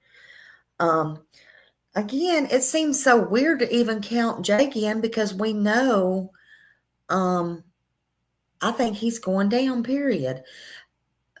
Yeah, it's also a pattern. It actually is. But just remember, probable cause is not the same as proving somebody is guilty. It's just the judge is going to say, we do have enough, so a jury or somebody later on can believe a crime was committed, and they just got to have enough probable cause to think that one or the other or both did this. That's all. And it's not like the same as beyond a reasonable doubt. That's different. That comes along at trial with the 12 jurors.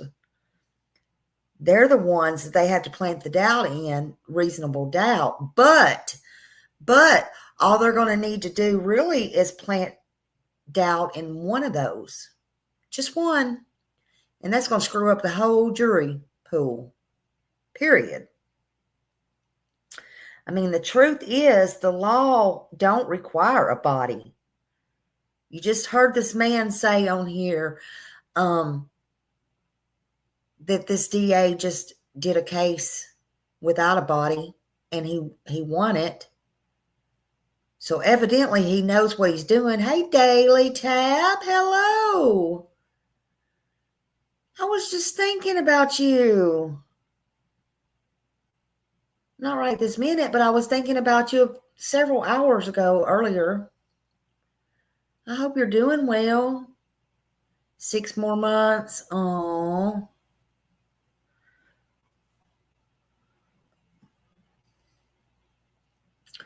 Well, I hope you're doing okay. I'm glad to see you in here.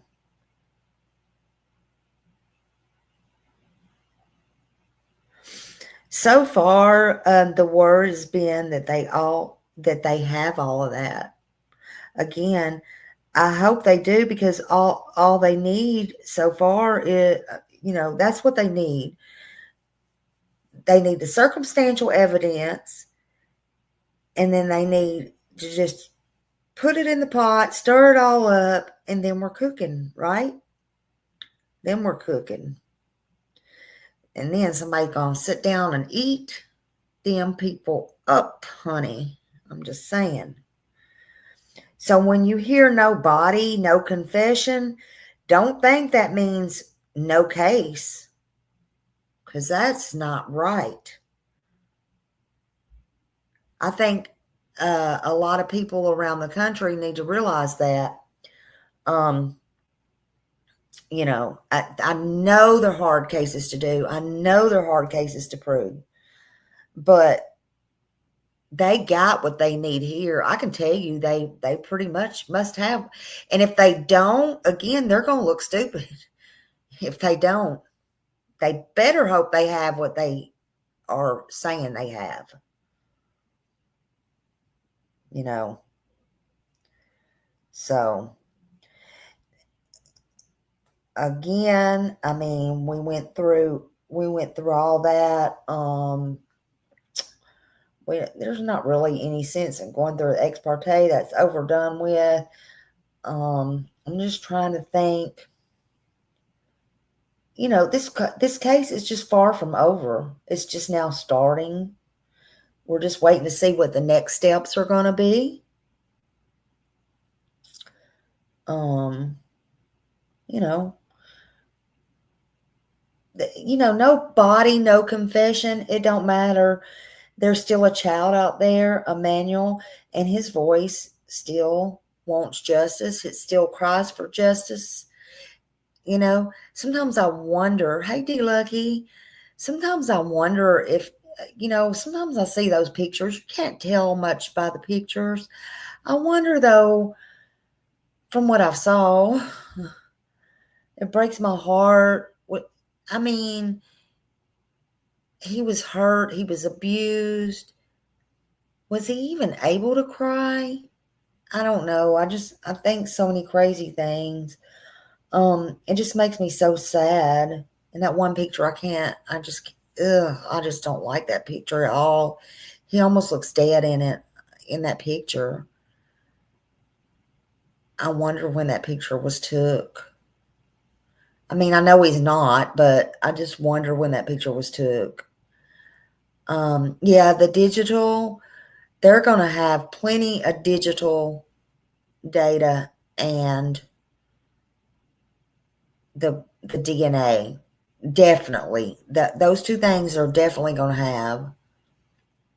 Don said, Smiley, possession of a weapon and ammo by an addict. Where are those charges? Oh, why no treatment program by the judge? True, because usually they would give you treatment, you know, like even if they just sent you to classes, you know, on your own, like our classes or something. That's crazy. You're right. The blanket photo, there is a leg and a foot on the left side. The blanket photo. There's a leg and a foot on the left side. And then Millie said, oh, she's talking to Daly. Setting. I'm sorry, Daly. I'm so sorry you're having to go through all that. And yeah, please keep Daly in your prayers. She's going through a lot right now. Yeah. She has a lot going on. But Emmanuel, he's out there somewhere, and he deserves to be found. He deserves a proper burial. And is it possible now? Is it even possible? I don't know. I'm beginning to think every day, every minute that goes by, if they don't hurry up and find him, we may not be able to know. Nobody may not be able to find him. You know. But all those things. I wonder if Jake's PO will be called. Yes, I'm pretty sure he will, or she. I don't know which one it is, but my guess would be yeah. But here's the thing. POs, I don't know if it's the same PO that he had back then or not, because POs are always changing. Sometimes you may have them a month, sometimes you may have them 5 months. So I wonder if that's where some of the problem was. And that's just me, but I'll it makes me wonder. I think they should have kept if he was, I don't even want to call it luck. Whatever it was, he should have never, ever been out. But if he was lucky enough to be out, somebody should have been doing their due diligence and checking up on him, because during having a probation officer or whatever, they are allowed to do home visits. They're allowed to walk through your home anytime, 24 hours a day, unannounced, if they want to. So evidently, nobody was doing their due diligence, or they could have saw the abuse, or again, that could have been another thing too. Like Don said earlier, people were starting to ask, well, it wasn't just family. Maybe he was getting ready to go to this court date for them charges, violation of probation, and maybe, just maybe, they called him and said, come in, and he come in, but or maybe they started stopping by the house unannounced, something they hadn't been doing, and the baby wasn't there, and it wasn't nothing they said or did, but maybe they thought, well, we need to do something. So I don't know, y'all. I don't know. I know one thing though. Smelly, do you really think he will be found? I don't know, Daily. If they don't hurry up, if they would just see, they're not saying any searches are going on right now. So I'm like Jay Marie, are they over at that landfill? Is that where they're searching at? It depends. I mean, if he's out there where Jake took them the other day, I'm like the neighbors. I don't know that he'll be found. And I'm getting worried every day that passes. I really am. He was only 7 months old that we know about. And he's tiny. He was already tiny, 21 pounds.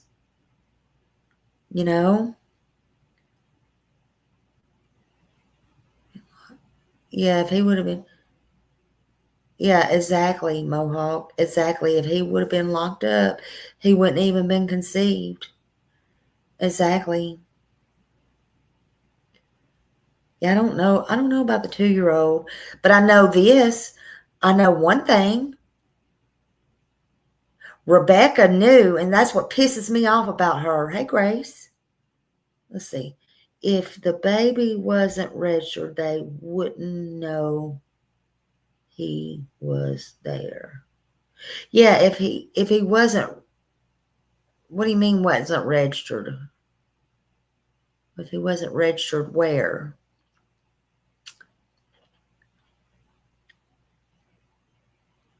Do you mean at the probation office?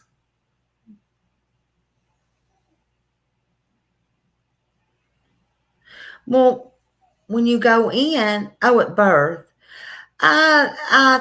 there's a lot of rumors going on like that.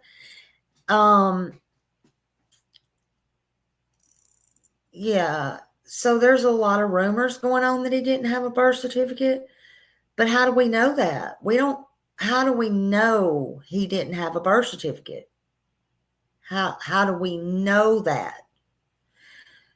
We can't have, I mean, even if he was born at home, if she would get her lazy ass up, he would have, he would have to have a birth certificate.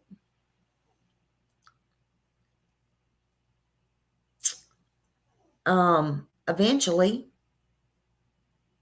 Yeah, it's all going to come out in the trial.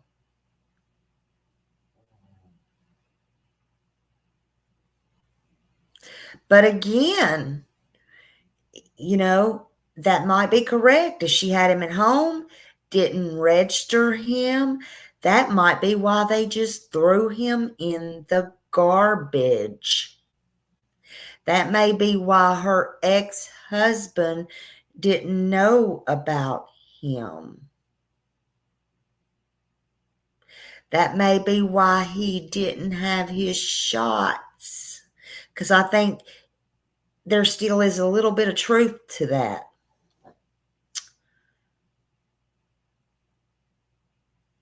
And I would love to know when it's the last time anybody saw him besides the family. And I mean somebody that knew him. I'm not talking about cameras, like Don said. I'm not talking about that. I'm talking about if they saw him at a doctor, or if the probation officer come out, did they come out within the 7 months and see him within 7 months, and all that kind of stuff. That's just what I'm talking about. Yeah, you can apply for the birth certificate later. So that's what I'm talking about.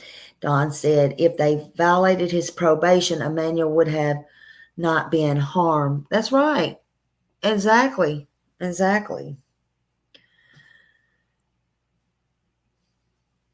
3 to 4 months old is when you take your child for their immunization.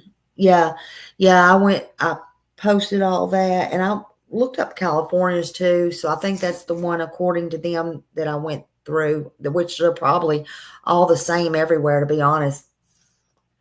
And I don't know if you see it, if you click it, it makes it bigger, and it goes all the way from when you're born to newborns to each month, and what each shot is. So a lot of that's on my community post, and I've been trying to put a lot in short videos too. So because I don't know how to put them on, I don't know how to put things on TikTok. I know how to get stuff on TikTok to YouTube when I make them like that, but they have to go in my shorts.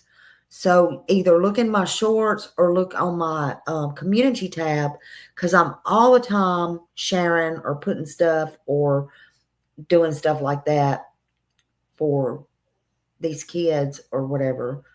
So that's what I'm doing. I mean, I do that a lot. But anyway, Lord have mercy, we've been on here a long time. I know y'all are probably tired of hearing me, but I want you to know I really appreciate y'all all being here with me and standing with me, not only with me, but sharing everything and caring for these children and a baby Emmanuel, and just not looking away, just not strolling through the, pages and all that stuff, and just stopping in to say hey, and, showing you care about these kids. That means a lot to me, because they do mean a lot to me. And I appreciate Dawn coming up, and everything that Dawn has done and all of that. Now it's just wait and see, watch and see, And I love you so much, Daily. I am so glad you stopped in here. Absolutely, I am. I'm very glad about that. So have a good night, everybody. And, just make sure that if you don't mind, hit the thumbs up. It's free. And that helps get little Emmanuel's story out. And it helps grow the channel as well. And that's one way we can do that. Thumbs up, thumbs down. It don't matter. Also, just know that where the truth hits hard and it doesn't matter. That's where the real hits home. And that's a fact. Whoever said that, that's a fact, and we just got to keep his name and his face out there and pray for justice, pray that these two monsters do not get back out. But pray, just pray. I hope he's found and he gets proper burial. That's what I pray for. I speak the truth and I don't hold back. I'm sorry. I don't coddle these people. I'm not going to. I do have a heart, and I have passion, and I get so upset and I just get so passionate, I want to believe everybody's good in the world, but that is not everybody's intention. They're not. And these babies, they need our voice. These babies, they have nobody to speak for them. They're just thrown in the garbage somewhere, regardless. So we'll just keep praying. That's all we can do, honey. Thank you for being here, everybody. Y'all have a good night. God bless. And always keep your eyes and ears open for these other children. Again, we wouldn't know if it was our neighbors probably, unless we're right there up on it. And thank you. Thank you for being here. I'll see you in the streets. YouTube streets, that is. I think I'm going to sleep late tomorrow. Yeah, right. All right. See you later. Bye. Thank you, Annabella. Thank you, mods.